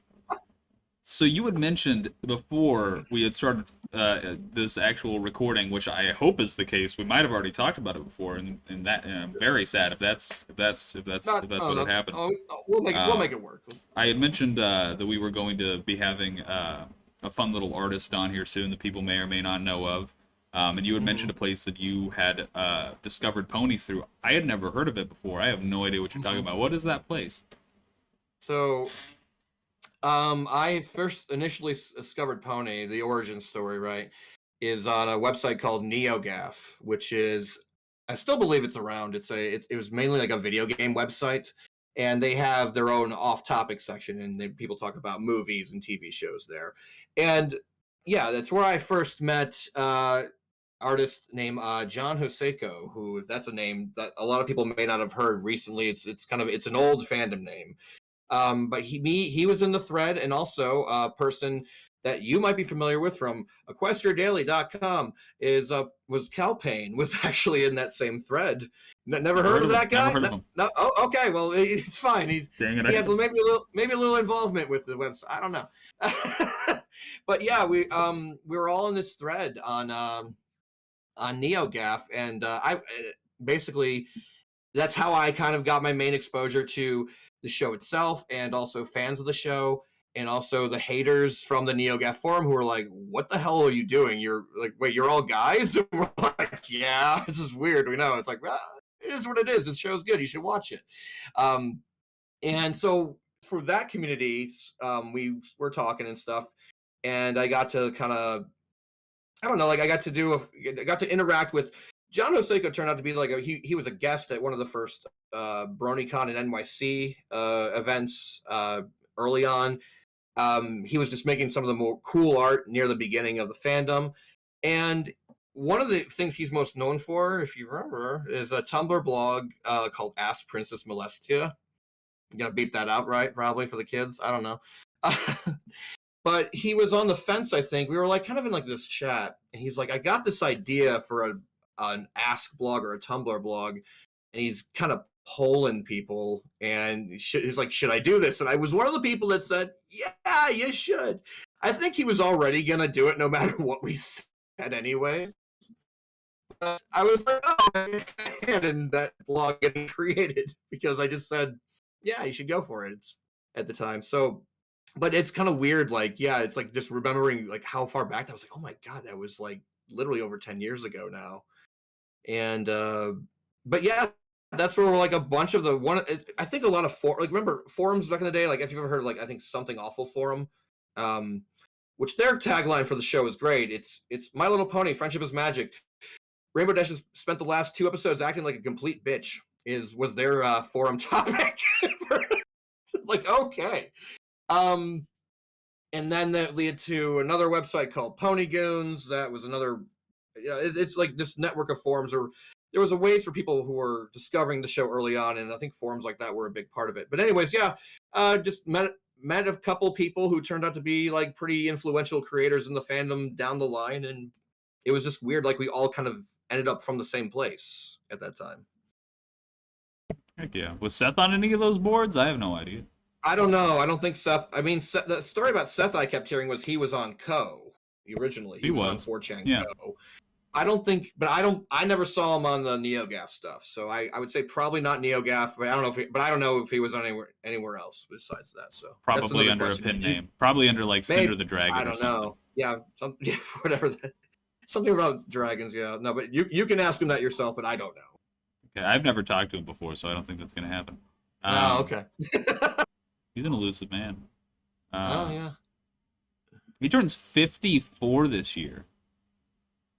No, he doesn't. He turns 54. Him and Cal are the same age. They turned. I don't believe 50 it. I don't believe they're this year. Come on. Why do you say that? I don't believe. They are. Why do you doubt that they're? That's very strange that you would doubt their age. I've seen. What? I met Seth in person. He was not in his 40s when I met him. Pretty sure he wasn't. He's got a very young, like he sounds like Michael Cera, or Morty, as people I guess say. He sounds like Morty, and he looks like 30 years. He looks 30 years younger than he actually is. I think you're pulling my leg, mate. Just think you might be pulling it just a little bit.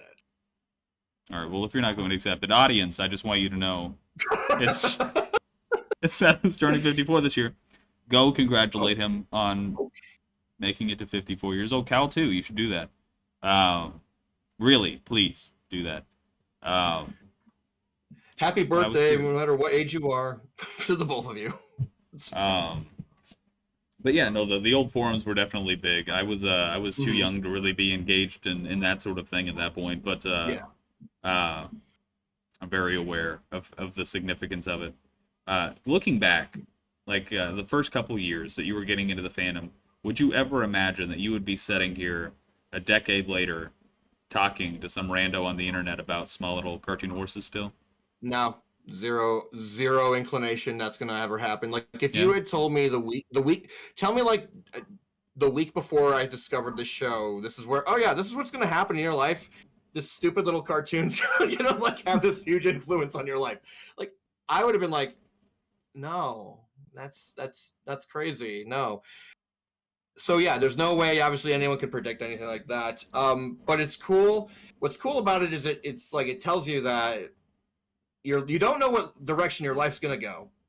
You don't know what you're gonna find influence in, and all of a sudden what you're really gonna want to try to put your passion into. Because really, what through this show, where did I find I found the passion for video editing. Like before this show, I was new video editor when I first started, and then over 10 plus years now of editing, I know like my way around how to do the kind of videos I want to make, which are nothing but shit posting and whatever. But that's the kind of shit I like to make. And I'm much more experienced and fast about making it than I was when I first started. So because of the show and because of the people I met and the friends, if I hadn't met the friends I met, I wouldn't have stuck around in the fandom much past. Maybe I wouldn't have even like watched the show to the completion. So what really it came for the show and then kind of stuck around for the friends we made along the way, sort of a deal. But yeah, there's no way I could have been able to predict that, but it's like a good I'm glad the experience has happened because it's just such this big thing. Again, I said earlier, you don't know where your life's going to take you, and just sometimes just let the tide take you, see where it brings you, and you never know, you might get to an interesting spot in your life that I would say like I've had a more interesting ride. I'd rather my life be this way because it's more interesting to me than doing same boring mundane stuff. Other people might think is normal and fun or whatever. I'm just like, kind of boring. I needed something different, and that this kind of really filled that niche for me, at least from my 20s into my 30s, where I'm at now. That's fair. Oh, so you're getting up there with Cal and Seth. Okay. Yeah. Only apparently 20 years younger than them. Apparently, okay, it's fine. If you're 30 or 50, I see. Okay. I mean, might as well be shit. Yeah, Ponies came a long way. If it doesn't have pastel and horse in it, I don't know why bother. Why you'd bother? No.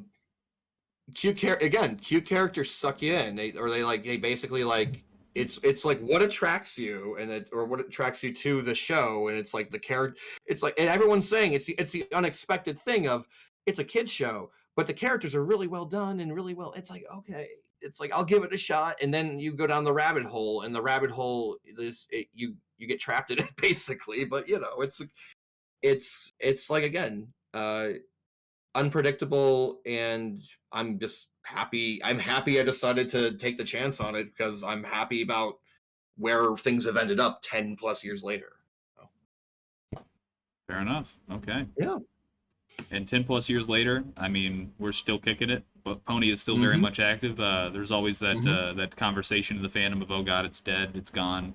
And although it's certainly not every couple of years, it's dead. Every 2 or 3 years. We've died like 3 times. Well, no, I'm sorry to say like 5 times at this point. We've been resurrected, fucking wrecked. Which is good. It's hard to kill us. I think a lot of people will point to like r/place as being like a recent example of just how prevalent pony culture is still yet. Yeah. So I got super involved in that too. Oh yeah? What was your involvement? Yeah. Well, I was mostly just like, so what was fascinating about r/place to me was the hatred we get. So like, Are you familiar with kind of the story with the Twitch streamers and all that? Oh yeah. Because that was, to me, like, I was like, oh, this is kind of fun.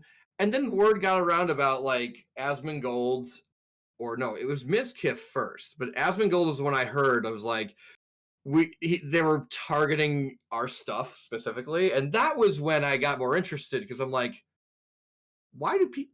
Why is this the reaction? We've been around this long. People still hate us that much, and apparently, a lot of it. I think a bunch of it was joking, and it's like it's not all serious. But okay, we're gonna play that game. Okay, we'll play that game with you. And what was the best part was the reactions, seeing them trying so hard to destroy it, and they would destroy it. And it comes back an hour later. It's back. They're like, maybe not that rageful, but you know what I mean. Like, they're just like, why can't they die? Nanomachines, son. That was literally the reason. That's a joke. It's also the real reason. It was some nanomachines of some sort that kept everything alive.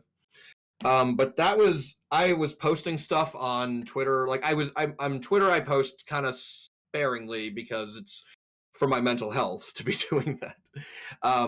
But that was where I was really up. For one weekend, I was posting a lot on Twitter, posting like kind of updates and video clips of the streamers being like defeated about how they can't kill us or whatever. It's like, it was a very fun weekend, and I was like, oh my! It's like it was one of those times where I'm like, this is like something the fandom needed, because before that, the fandom was like there wasn't as much interactivity, or I was like, I don't know, say maybe like pride about being in the fandom. But that was like the event where it's like, oh, I'm like, we're all in this together. We're all gonna band together to try to just get our stupid artwork on this pixel board. So it was a very good experience, I think, not just for me, but also for the fandom. And it was, along the way, it was hilarious. I just did a little trolling along the way, had a little fun. So yeah, it was a good time. It was a good piece. I can't wait until it comes back. We're gonna be right at it. Were you involved in that as well? I was involved. I watched all of it, but I didn't participate. I placed a couple of pixels manually. Yeah. I certainly watched the streamers. I loved like Asmongold is really fun on camera, and that the second he's on, he's like he will play, like, his audience is like his whole thing, and it's super fun. Right. So like they're like, oh, bronies are still here, oh, they suck, and he's like, oh, they suck, let's go get them. And it's just it was really, really fun to watch all of that.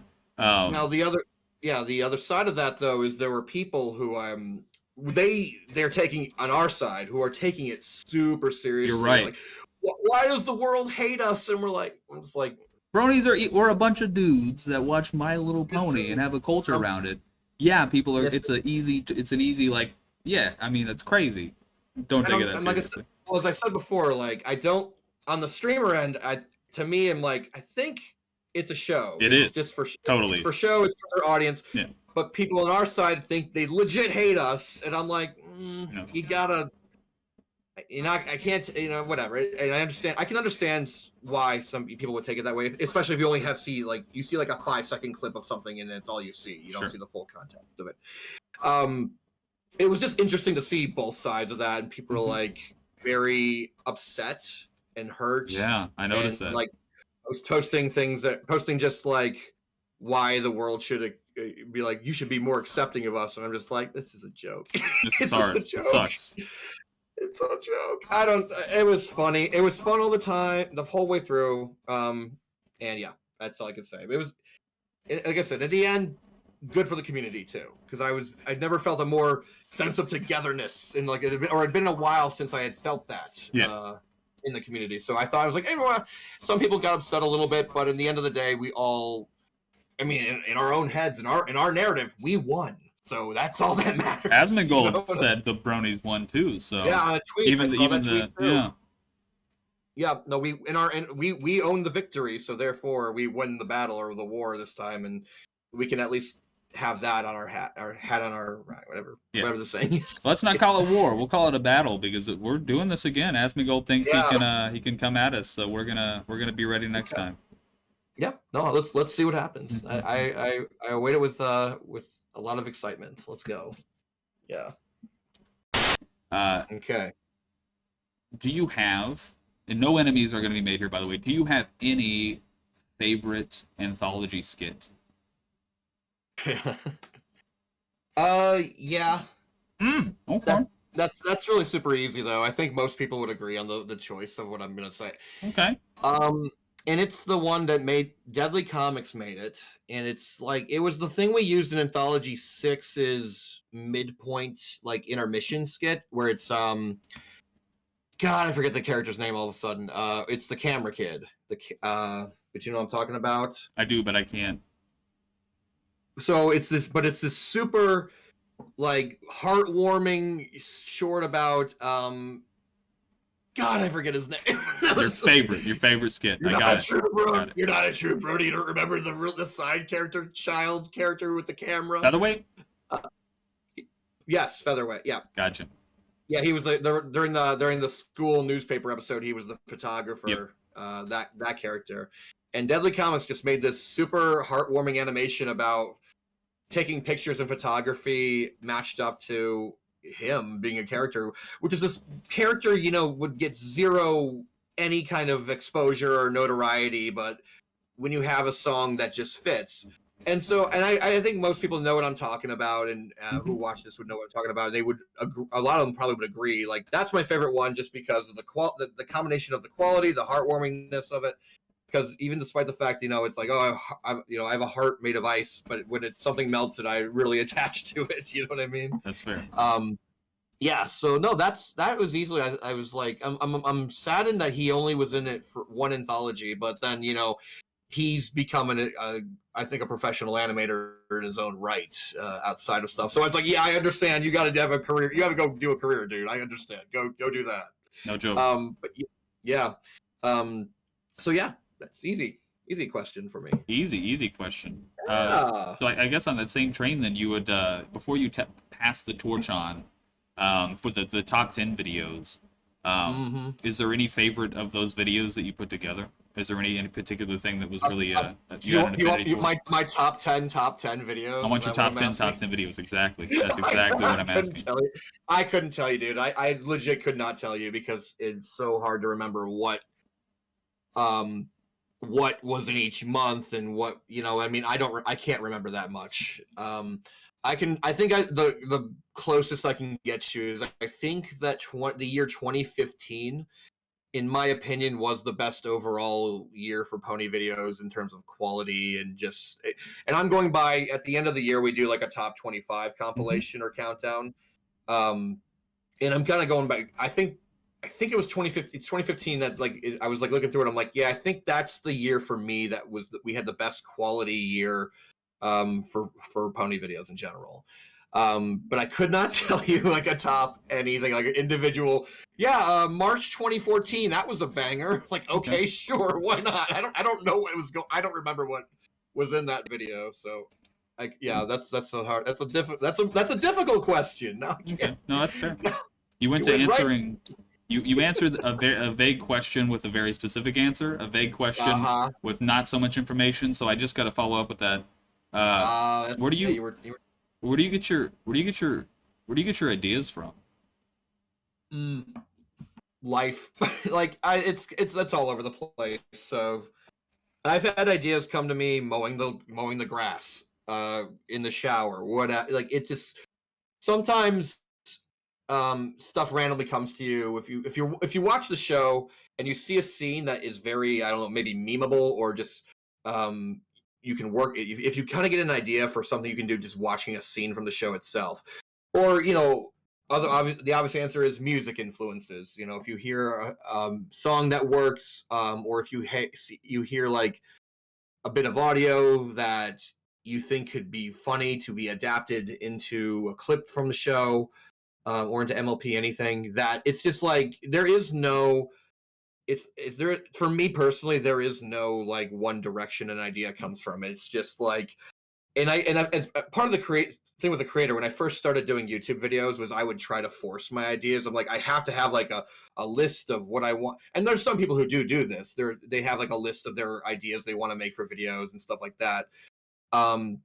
And I did that, and it stressed me out really badly because I'm like, if I don't have anything, I need to have content. I don't have an idea. What am I? It's like, okay, you're stressing yourself out. Stop. Yeah. And so what I found more helpful was just to not worry about it. And if a good idea comes along, and if you, I should say part of that process is naturally though, looking into new videos and music and trying to I think you should consume more media to because the more media you consume, the better chance you'll have something connects and you're like, oh, okay, I can do something with that. Have you ever heard of the berry tube by chance? Berry tube? Yeah. Oh, don't tell me I'm gonna educate you on berry tube. What? I love it. Oh no, what have I missed? Have you ever heard of SyncTube before? What? Or SciTube? These are programs where you have an audience and you have like a playlist of YouTube videos, and you can watch. Everyone in the audience who's watching on the website at that time is watching the same YouTube video around the same time, and then you got like a chat box and people are chatting about stuff in the chat. And so BerryTube is named after Berry Punch. It's obviously from Pony. It's a bunch of the people in the fandom who like to drink. It's completely around, watching Pony videos and drinking. Okay. That's basically the whole deal. It's still going on pretty strong today. In fact, BerryTube this weekend, they're wrapping up right now. They have BerryTube Con going on like literally right now. So really? Yeah. Yeah. But I mentioned them. Why I mention them in relation to this is because I will sometimes just go into their thing, watch videos, and just through watching a video that they play, I like get an idea. Then it's an easy way to consume media for potentially new ideas and content because they play a lot of different songs. Sometimes it's better to have other people picking the content that you watch because if you have your own biases of what you think you like, or you get stuck in the same kind of groove, you might not get exposed to as many things as if other people are now curating the content and saying, well, this should be on the playlist to be shown. So that's how I get out of my, I guess, I don't know, like my comfort zone or normal zone of the type of media I watch, because I'll get an idea I would have never found on my own if I was looking on my own. So stuff like, I should say, like, yeah, I do stuff like that. Or just listening to other people and bouncing ideas off other people too. I mean, that's huge. Tried and true. Yeah, no, it's like you think you have an idea, someone else says, well, what if you did this with that idea? And you're like, oh, that's a lot better.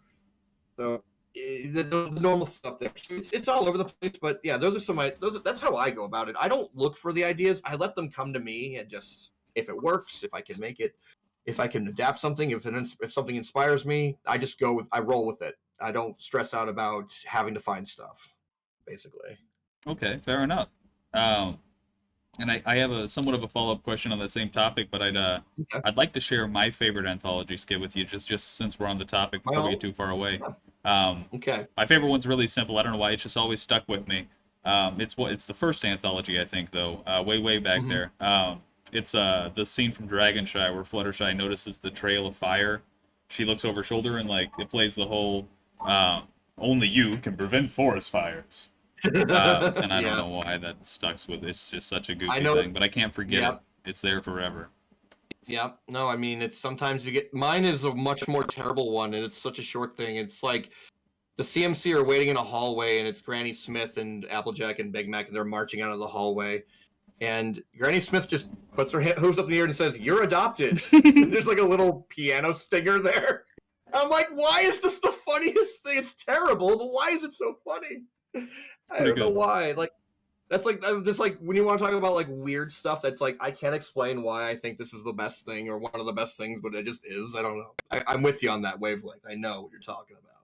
Heck yeah. So to move into something that's actually a little bit more of a serious question, I guess, to get you talking about something you're familiar with. Because you haven't been familiar with anything we're talking about so far. I'd like to talk a little bit about the logistics of of putting together a series like Anthology, if you will. What goes into that? What's the process like? How do you go about it? Can you talk about that at all? Yeah, I mean, I can try. It's not easy. I don't know. It's a balancing act of epic proportions in a sense. I'm not the only person. I'm not the only person who has been like a coordinator there's always other people helping with the coordinator role. So it's not just a one-man show in any sense. And obviously, besides, obviously you have to want to have the idea. First of all, you can't. It's like I mentioned before. You don't want to be burned out because that's just not. You have to have the motivation. You have to have the right people, and finding people is a little bit of a task. We've had 99% of the people we've worked with have been great, amazing people to work with, and then you have a couple of the people who are not really, turn out something happened and it's not great. So we people ask us, why don't we do like open submissions for an anthology? Why do we vet people, for example? And that's part of the reason, is because quality control. It's not just the quality you make. Like, you could have a person who makes great content, but they're just difficult to work with, right? So I'd rather have a person who makes, good content and is great to work with than a person, who, and I've done this, make a person who makes really good content, but is really difficult to work with. The headaches involved. So from the beginning, I'm trying to set up as few headaches as possible. It's kind of like, because the less headaches you have, the less headaches you have, the higher chance of success your project's gonna actually come to fruition in the end. I will say again that the majority of people we've worked with have been amazing and great, and I will say, like, a bold claim is that I always felt that Anthology was one of the least amount of drama groups. It's like we have one of the groups in, like, video editors in general. It's not like trying to, like, talk bad about other parts of the fandom, but basically I would see a lot of drama coming from other parts of the fandom, and I felt like we were always just, we got nothing really, no drama, just because we're over here making memes the entire time. And that's not to say there weren't issues or problems at any point, but we would, I'd say, handle them much more internally and sort of that sort of stuff. And I don't know, it felt like we were all on the same page. So it's just about, first and foremost, again, just trying to set it up so you're not creating all these headaches for yourself later on. And then it's just, you gotta be good about quality. I'd like to do about quality control. People will, knowing when to tell people what to improve and how to tell them to, a lot of people get very defensive of their own work. I mean, and myself included. I've had people say, Jay, this doesn't work. And I'll be like, no, it does. You just got to look at it how I see it. It's like, if it doesn't, it does. You got to be, it's like balancing, talking to people, encouraging them or guiding them. Like, hey, maybe you try this idea, or maybe you cut this part of it out, or I'm sorry, this short just doesn't work. Let's try something different or else, and trying to do all of that without getting people to hate your guts at the same time. Which, could be variable about how some people feel about that right now after the fact. But for the most part, the same people, there's a core group of people that we've been a tight-knit group, and I think that's part of what makes it work. So I don't know, it's getting the right people in place in that sense, and then just reasonably setting expectations as well.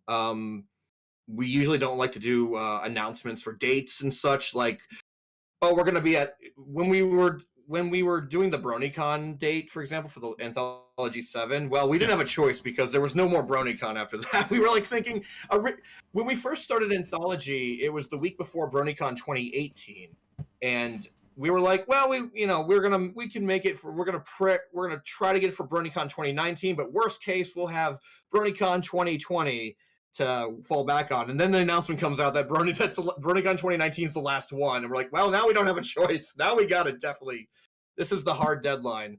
But we don't try to make too many promises about dates and whatnot until we're fairly certain it's achievable. What's a good phrase, the way of saying it? It's under promise and over deliver. It's kind of, that's how I view it, because I hate, and I've seen this, not particularly for pony stuff, just in real life, other examples of, the exact opposite is over promise, under deliver, and it's never great. I feel like Anthology has consistently under promised, over delivered. Under promise on that, it's part of why I'm being coy about it, and it's like we're the anti-Cyberpunk 2077. I feel like in a lot of ways, despite the fact I have a sign from the game on my wall behind me, but that's like a good example. Like, don't hype the product up that insane, because in that case, you'll never get, your audience will never, like, be satisfied with the end product. But then, and just, I don't know, it's just like to keep it grounded. We try to make high quality stuff and just keep expectations like I say grounded or level headed as much as possible. But also, holy shit, there's a new anthology. We got to go watch it, and people love it. Okay, great. That's exactly what we want. So it's, I don't know, it's a giant project. Oh, and I didn't mention spreadsheets. There's a billion spreadsheets that are involved. So if you want to try to do your own anthology, I recommend Google spreadsheets. They're great and they're super helpful. So yeah, that's, I don't know. I kind of babbled there, stream of consciousness on it. There's like no great way to explain it.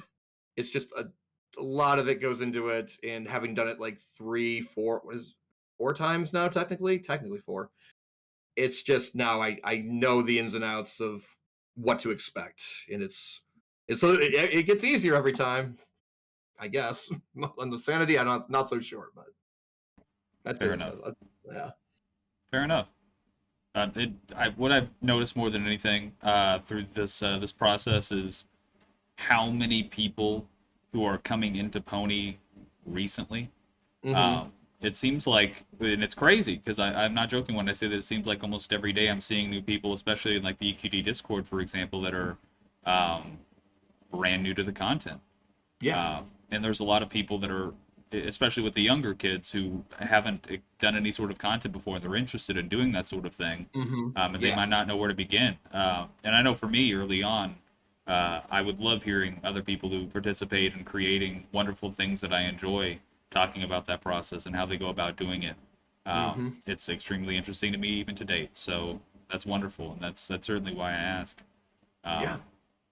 I wish I had like a better way to structure the answer, but like Well, just it's a complicated thing you do. So just like how jumbled a mess behind the scenes can be, it's the answer that in that way feels appropriate too at the same time. So that's fair. it's like everything's, everything behind the scenes is held together with bubble gum and paper clips, but as long as you make the final product look nice and shiny and good, who cares what's going on behind it, right? So yeah. Very fair. Mm-hmm. Do you have like a limit, or not a limit, rather? Do you have an imposed requirement for Applejack in the anthology since you've been part of it? No, though that's a good thing to think about, I'd say. It is. It is. Anthology 7 specifically, I had sectioned off 2 Applejack segments because I myself will make my own brand of Applejack content and a certain amount of it, but other people also made stuff, and which I was happy about. But I ended up having too much of it, so I'm like had to segment it off in this part of the video, and then a little later on, we'll sprinkle some more in. A lot of things about Anthology, especially 7 is the biggest example I'd say of it, is that things flow into each other. Like there are concepts from one short into the next that are connected, and it's by design. It's on purpose. I very much. I don't. There's a couple of examples, but like you'll see, like all the video game shorts are kind of in an area, and all the shorts about maybe this one character or its own area, and then the short about and then short like there's one short that like mentions a hammer at the very end, and then the next short is like literally I think it's the short where like Applejack is hammering. It's like this is all. It's like these are on purpose.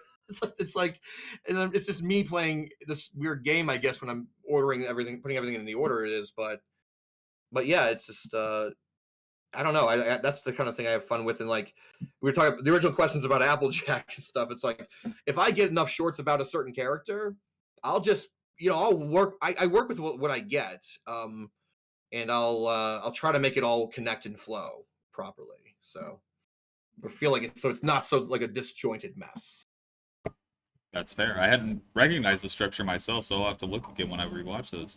I mean, yeah, we know if we do like at cons we do a commentary of occasionally over like Anthology 7 because people like to hear our thoughts about it. I've seen those. And I will mention specifically Anthology 7. You'll hear if I'm there. You'll hear me mentioning about this flows into this.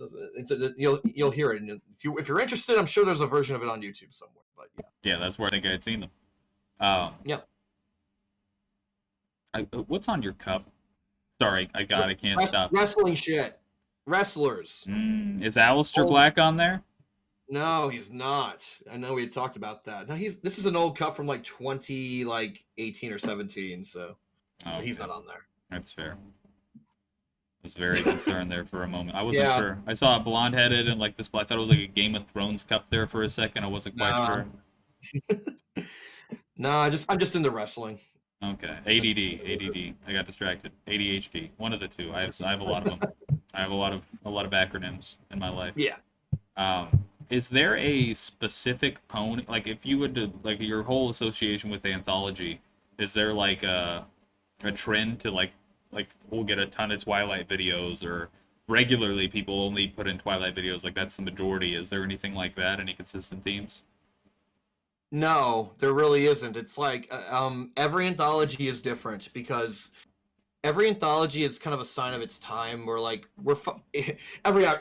everything dates itself. Every anthology dates itself. We're only going for the memes that are popular of the day, and sometimes certain characters are highlighted more than others. But there's no like, I guess there's no requirement about it. It's completely like coincidental when we happen to get a bunch of shorts about the same character. I mean, the last anthology 7.05, I got three Among Us shorts just sitting there, and I'm like, oh, I don't.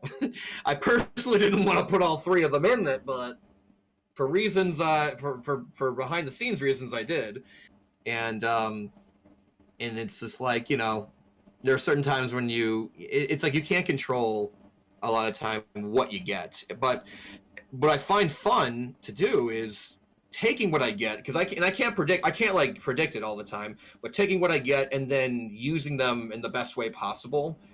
Um, so we had a short at the end of Anthology 7 where we're all in a hotel room, and we filmed right after Anthology 6. We filmed this stupid thing about if there's Anthology 7, Jake has to make a short out of it, and it's like Jake recording this phone thing and it's like we were like, oh yeah, we found this video. Should we put? It's technically, should we put it in the? Should we put it in there? Like, yeah, sure. So we put it at the very end of something like that. So it's like, but again, if I get a bunch of shorts of a certain character or a joke or something, I just can't control it. Yeah. Fair enough. Fair enough. Mm-hmm. So no agendas, no secret plots to push any sorts of ponies. I see. I've been trying to get at that. You haven't revealed anything. So That I can only pump out so much Applejack content by myself, but making videos it takes a long time, and yeah, and I can't. I could just make the Applethology if I really wanted to, but I don't. I think it would just be like me and maybe two other people making it because no one else would be interested in that. that's fair. Mm-hmm. Um, on the topic of creators, because I know we're not on that topic at all. Mm-hmm. Is there anybody that you have followed that has since left the fandom that you, I mean, for whatever feelings you might have about that, might wish that they would continue to do pony stuff and come back to it? I haven't thought about that's a new question. I've never gotten that one. So let's see. Who was the guy who made the Princess of the Night animation? Why am I Duo blank- cartoonist? Is that what you're talking not about? do I'm not do a cartoonist. I'm thinking. I might be thinking of the wrong thing. It's God damn it. You mean Lullaby I'm for bad a Princess? Yes, thank you. Oh, Warp okay. out. Warp out. Ah! Yeah, no, I'm terrible with names. So anyway, but Warp Out, yeah. The deal was they made that animation, and then they've disappeared off the face of the earth. They're doing their they have a private life now, and they're doing they're doing their family thing. Like, okay, I wish they would come back and maybe make something else, but that's the first name that comes to my mind. No, that's a good one. Because that animation was that was my top animation of all time in the entire fandom.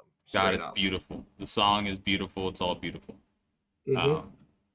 Hard to watch those, not get some sort of emotion out of it. Animator. I think a lot of the people I would want to bring back were all animators. Yeah, like I'd love to see Jan Animations, Warp Out. There's so many of them that I wish would just continue, because there's a lot of really high quality, really well made, really impactful content that came from that. Yeah.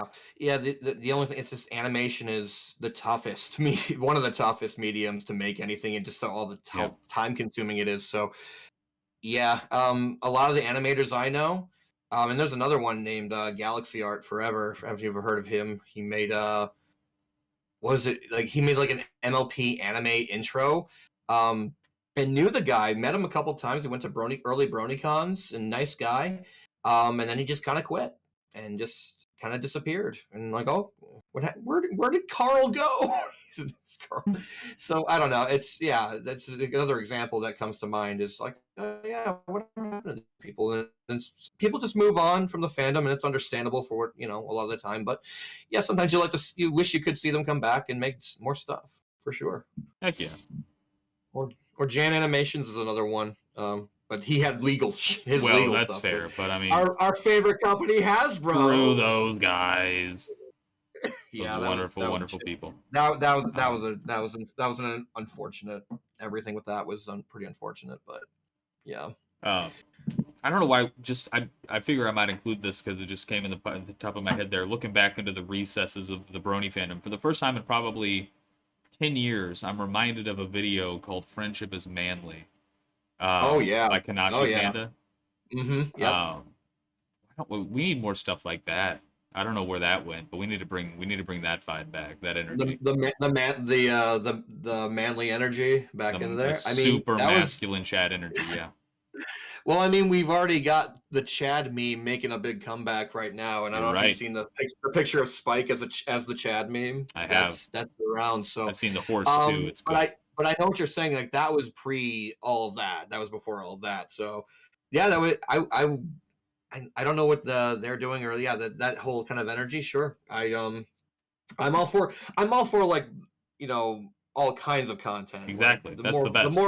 The more variety of content, yeah, the better in my view. So exactly. it's like, let's have them the ponies be manly as hell. Let's do whatever. It's fun. It's all just fun, have fun with it. Tons of different things. You could spend all day just mm-hmm. exploring, and you're gonna see it's all gonna be pony, but nothing's gonna be the same. Right. Yeah.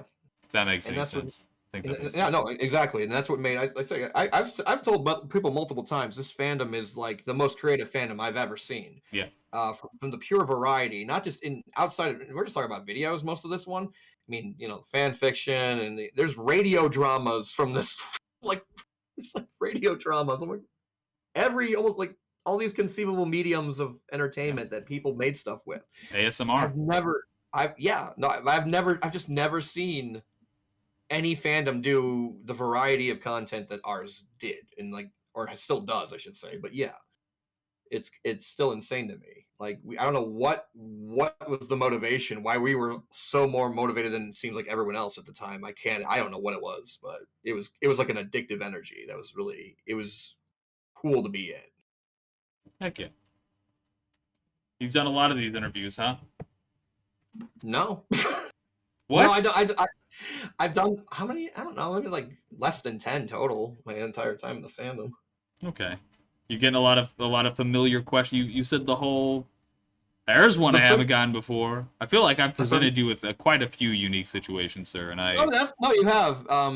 Maybe it's because I haven't interviewed in a while.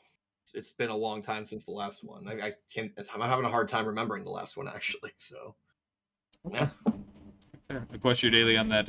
We're trendsetters. That's what we gotta do. We gotta jump back into that. The second everybody forgot about it, we're like, let's do that again. Yeah, do it.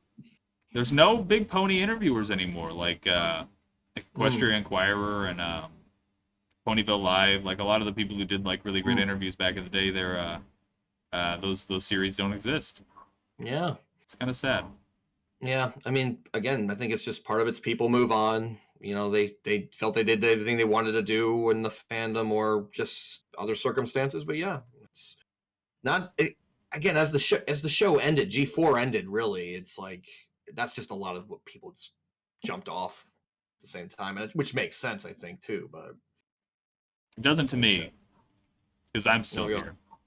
But well, yeah, fair enough. Yeah, you're still here. I'm looking at 50,000 pony things in frame right now. So. Yep. No, I mean, I appreciate the things that had a very big impact on my life.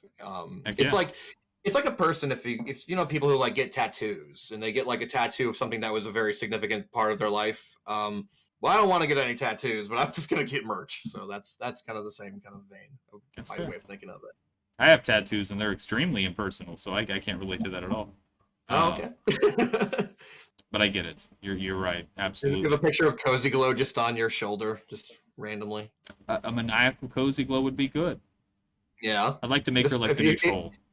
yeah. If you don't have that, at least I'm giving you the idea now. That's fair. That's Right. fair. There's tons of ones I think I'd want to get before that, but I need a Fluttershy. That'd be good. Got to get a Oh yeah. Fluttershy. Have to get a Fluttershy. I Okay. think that's required. Pony tattoos are the best. I think pony tattoos are fantastic.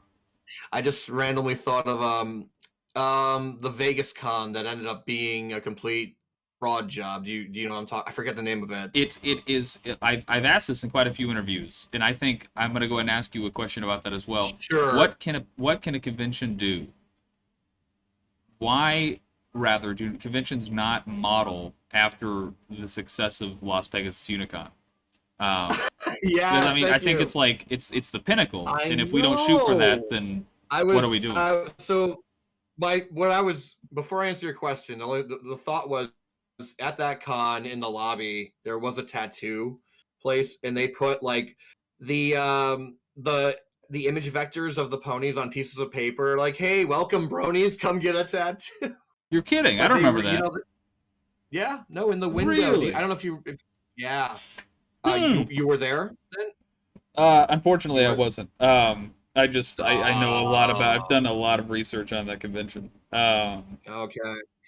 Yeah, no, it was just a small thing, but apparently, like, not me, but someone I know, like, went in there like near the Sunday or near like one of the last days and said, "So, did you get people actually coming in for the brony stuff?" And they're like, "Oh yeah," they were like, "Yeah, we did." So there's a bunch of people with Fluttershies or Rainbow Hmm. Dashes on their body somewhere, not being regretted in any way. I don't know that. Besides that whole weekend being the fun-filled weekend it probably Of was. course. Very, very, Um, very fun. Yeah. Oh no, I got out. I left on the Saturday right before everything went bad. Good for you. Like I had to leave. It was weird. I normally would never leave a con mid con, but I had to that for that one. And I got on the plane. Everything's fine. I get off the plane. Everything's on fire. Wow. Okay. Just it was surreal. But anyways, how can more cons copy Lost Pegasus Unicon to be successful? Well, if I remember right, what made Lost Pegasus Unicon so successful was the fact they booked like 20 plus guests, couldn't pay any of them. I remember there being like a weird dollar system in their vendor hall or like brony box or something going on. I don't remember. It was like weird. Stuff like that. Yeah, do more stuff like that. You'll have a great successful Yes, convention. All cons should model off of that. they should. They For really, sure. really should. Especially if we're going to make Pony what it was before. We've really got hmm to look to the great successes of the past to do Did you so. Also, another fun fact: the hotel that was hosted in has now been demolished and is no longer a thing anymore. So there's now a dead, Brony burial ground or the con burial ground of where the that building used to be, with all the terrible memories and all the plushies that are buried there. I'm sure. That's a fitting end. Yeah. Um, That was an experience that week. I mean, again, I wasn't there for the bad part of it. My experience at the con was fine, personally. But yeah, I'd be I one of was the few people who can say that. So yeah, because I literally left right before the announcement about all the bad shit going down that was happening. Like, I don't know what. Yeah, I'm probably like the one of like people on you can count on one hand who had a good time at that con, basically. I've heard nothing but wonderful, wonderful, wonderful things. That Yeah, might be the right. first most genuinely wonderful thing is that you actually got to experience a con and leave on a good note. Um, Yeah. that's good. That's good. That's what we're going for. That's the point of the con. They accomplished what they were looking to Uh, do, and I would say, in your eyes, uh, that should be a success on their part. mm. Because you got that. You got that experience. I'm assuming. Yeah, yeah. Shout outs to the con organizers who I'm sure will watch this and be like, "Oh, at least we made one person happy. That's all that matters." So I'm Yeah. To glad. be completely honest, and everybody that I've talked to, and most of the people I've talked to were either a part of the con as like as a guest or contributing on hmm behalf of the community. So I would hmm say they're credible, and they all most of them give props to the con staff actually for their Yeah. handling of the situation. So Yeah. Yeah, no, it was the story I hear is it was the main organizers who were doing the shady stuff, but you had the volunteers who were just caught in between and trying to make the best of a bad situation. So that's props to them for that. There's no winning out of that whole deal. So them doing the best they could. I do give them props too. No joke. How did you? I really see. Unlike your videos where you take everything and put them all like, we're gonna talk about this. I like to just throw everything everywhere because I have no idea what's going on.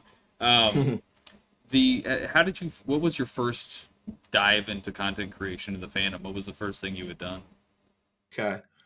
So the first pony video I saw was called Night of Pony, which is this crazy mashup of sounds from the show. I don't know. It's hard for me to explain. It's just they took the voices of the ponies and tuned them, or altered them to match or to match up with a very nightcore-ish anime song. Okay. And I don't know why I saw that video and I just thought, can I do that? I don't know. I had a little video editing experience before that. I was doing stuff with Let's Plays at the time. So I had some very basic understanding of how video editing worked, like the most basic bare. And so then I was, kind of going around at the time, and there's another trailer for Shaun of the Dead that was out, that had just come out. And I decided, all right, I like the Simon Pegg and Edgar Wright movies, so I decided to try my hand at making a pony video for Hot Fuzz, the movie, calling it Trot Fuzz. Oh, and that I don't know, maybe you've seen it. I look at that video and I cringe because it's so bad. It's like my first actual attempt at doing scene selection and lip sync, and because lip sync is one of the things I've gotten good at. It's like, I think one of my specialties of editing is being able to make the pony say terrible, horrible things over other audio. But yeah, but I was just like watching all these other people make videos, and I thought it looked really fun. I don't know. I think it was just because I had just previously been doing video editing work, and I just had some basic knowledge and experience. I'm like, oh, I wonder if I can do more. What can I do? How? And then and at the end of the day, putting a video together and trying to match, especially with movie trailers, you're trying to like match scenes or make the scenes have similar themes to what's in the movie trailer. It's like a puzzle. It's like a big, puzzle or problem solving exercise and that's the kind of thing I like to do. So it really fit in with me already, like what my personality was at the time, or right now, I should say. And I just tried. I just did it. What will happen? It was just one of those things where you just try and did it, and the result came out, in my opinion, now pretty bad. But then Edgar Wright himself blogged about the video. Like the director of these movies, and I was like, oh shit. Oh, no. Okay. And he had nice things to say about it, and he's like, oh, this is really cool, because not only like he had included my video and the Shaun of the Dead video, that and it was like, when you get that kind of a feedback, like, oh, a director I really liked my video, like my fan tribute thing to his movies. That's a hell of a motivator. Sure. And then just obviously, then people generally looking at the video and saying, "Oh, it's pretty good." Again, I look back now and I'm like, "Oh God, the quality is so bad." But this is also me not knowing what I'm basically doing. I'm very much ground floor learning, learning new stuff of how this works. Yeah. So, and that's where it started, and then just getting, and I got very. Maybe addicted is the right word, to the response of like making content for other people and having them responded. Most of the time, good response, like, I really like this, and other times maybe not so much. But and there's a lot of experimentation near the beginning too. So that's just how it was. It's just like kind of just trying it, getting lucky that this guy noticed my stuff, and also just generally other people giving me good feedback about how to improve or what they liked about stuff, so I knew what to continue doing. And then And on top of that, around a little bit later, I was picked up to help with Anthology 2. So Anthology 1, I was not involved in it at all. But Anthology 2, I was, recruited into it. And then that just, that really just, I was strapped in for the ride at that point with it all. Okay, heck yeah. Yeah. If you could go back to when you first got into Anthology, would you still have taken that train? Would you still have wanted to be a part of it, knowing what you know now and having the experience you have? Oh yeah. Yeah, I without a second thought, I'd totally do that again. It was good. I'd make my videos better too if I could go Well, back. man, No, that's I fair. would. I would because besides being a part of the project, I said before, the main thing I got out of that experience was the friendships I got out of that. I still have friends in current. We still have an Anthology server of people in it, and we still have people in there talking and just whatever. But one of my best friends is a guy named Todd or Dr. Dinosaur, he was the coordinator for the first two anthologies, and one of the I want to say chaotic good is like him. It's like I've never met a person like this, like Todd. He's like a ton of fun, to hang out and talk with and stuff, and just all these other people like Jake and my other friend, got friends like Din, JT, people you don't know who these people are, but it's fine. But you know what I mean? I mean, it's like I made all these great friends off of the experience. I would not change that for a second. So yeah, would totally do it again. Heck yeah. Okay. I just said heck yeah. Okay to both of those as a Hell response. yeah! That is awesome, though. Heckin' yeah! Is there anything that you Yeah. feel like is outside of the limitation of what you do, or maybe something you wish you could do with the series that you haven't? I guess is the only thing I could say. Animation, drawing, and I'm terrible at drawing. Right, I can't draw for the life of me. I can't draw a circle. I can't. You know what I mean? If I could learn how to do stuff like that, I'm sure I could if I Yeah, put you the could. effort into Sure. it. Anyone could. I know. I'm. It's the want. It's the want to put it. Excuse me. Want to put the effort into it. In my current skill level, I couldn't do it. Right. Fim Flam Philosophy. He's a great example of that actually, because you look at his early stuff and then you look how much he improved over the years. Yeah. But it's partially just your real life stuff, schedule getting in the way. It's just whatever. If I really wanted to, I would do it. It's just one of those things. Yeah, it's just animation type of work, and because what that does is it opens up a lot more possibilities. You're not like tied to a scenes from the show as much if you're making new content and all that. So I mean, that would be the only thing if I were to go back, maybe that's something I would pursue, right? If I can go back in time or whatever. Okay. I mean, you wouldn't have time to do any of the other things, but sure, yeah, absolutely. Right, exactly. Art is just one of the worst time investment. Like as far like the amount of time you have to put in before it's something that is actually redeemable is unfortunate. I would have rather have been a doctor than spending 12 years as learning animation. So it's just it's like it's also like you have the feeling like you should have already started learning this when like you were a teenager maybe or something, and not when you're in your 20s. And it's like, oh, you're already too late. By the way, it's never too late to start learning any of that. That's of course. Right, but it's like it's somewhat of a mindset I think some people can have. It's Certainly.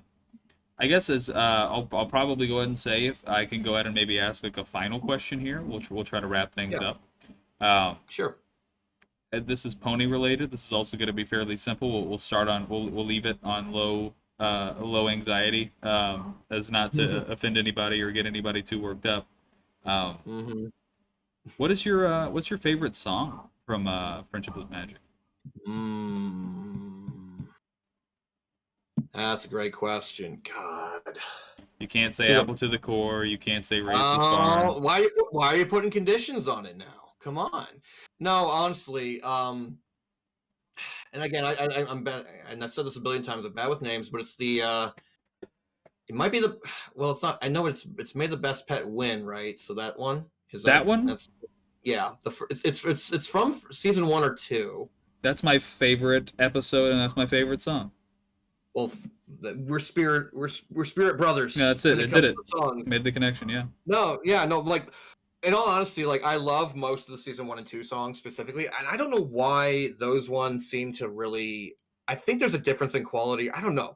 Something about those songs were way more memorable than anything that came out. Most of what came out afterwards, in my opinion. But Nostalgia. yeah, Big fandom moment. maybe. Like I love, but then the Art of the Dress is another one. It's like I just like the early stuff because I'm an old man at this point, and I only like the old stuff, I guess. But no, but like maybe Best Pet when I'm like, yeah, because it was done in a more I forget her name, the person who wrote the song, the writer. She did it in a style that was more akin to a musical, which is not how the other ones were done, or maybe one or two of the other ones were done like that, but it's not how it was normally done. And I was usually like, my early videos, I'm making videos from like Avenue Q and stuff like from musicals and stuff. So I'm very much on board with like that whole stuff with making content. So yeah, that's what I think that's part of one of the reason I was drawn to that one in particular, drawn to those or to that song, yeah, in particular. But most of anything from season 1 or 2, those are the ones I like the most. Okay, fair enough. And those are the best songs. May the Best Bet Win is by a landslide my favorite song. And not even to say the Fluttershy is in it, just the dynamic between the two is such a fun little bit. And I've seen it parodied so many times in so many wonderful ways. In rewatching the series, I forgot a song existed, but there's that the episode where they go and fix the dispute between the buffalo and somebody else. I forgot who it was actually. Now that I'm saying it, and Pinkie Pie does the her little song and dance, and I forgot that song even existed until the other day. I'm like, there's so many good songs that even I had forgotten. Where were you when the holy pie war was waged between the buffalo and the cow ponies, or the cowboy ponies or whatever? That's the one. Yeah, no, I know what you're talking about. Yeah, but part of it was because I think that Pinkie song wasn't a full length, right? It was a very much more minor, shorter thing, but it was still good quality. Yeah, still really good quality. Pinkie Pie had a lot of really short, just little quippy songs, and they were all a lot of fun. Yeah. No, I totally agree. For real though, thank you very much for speaking with me today. I once again I didn't expect it to turn into an interview, but I'm glad it did. I think we had a great conversation, and I'm sure the people watching will appreciate that as well. I think that showed through, and then some. Yeah, no, I appreciate you talking to me. It's always fun to talk about again, I'm old man. I will like to talk about old stuff from 2011 and 2012 parts of the fandom, but yeah. Anything like this is a blast. I'm not gonna lie. It's been a long time since I've done any interview, so I appreciate it. Thank you very much for inviting me on it. Heck yeah. Once again, JHaller. We have all of the description. We have all of your wonderful work and places that you engage with people online available in the description, probably, hopefully. We didn't do that with Race Best, which is great. Found out an hour and a half later that was missing, so we're going to have that for sure with you, I promise. Sweet. Appreciate it. There's a 98% chance that'll be there. Yeah, we really appreciate it, and I hope Equestria Daily at some point has helped you in some way, and maybe in the future as well. We'll definitely continue to promote everything you have going because you guys make some awesome stuff. Oh, appreciate it. Yeah. No, thank you very much, and have a great day, guys. Heck yeah, whoever is watching, it made it to the end. We will have another episode for you next week, so look forward to that. Have a great day, y'all.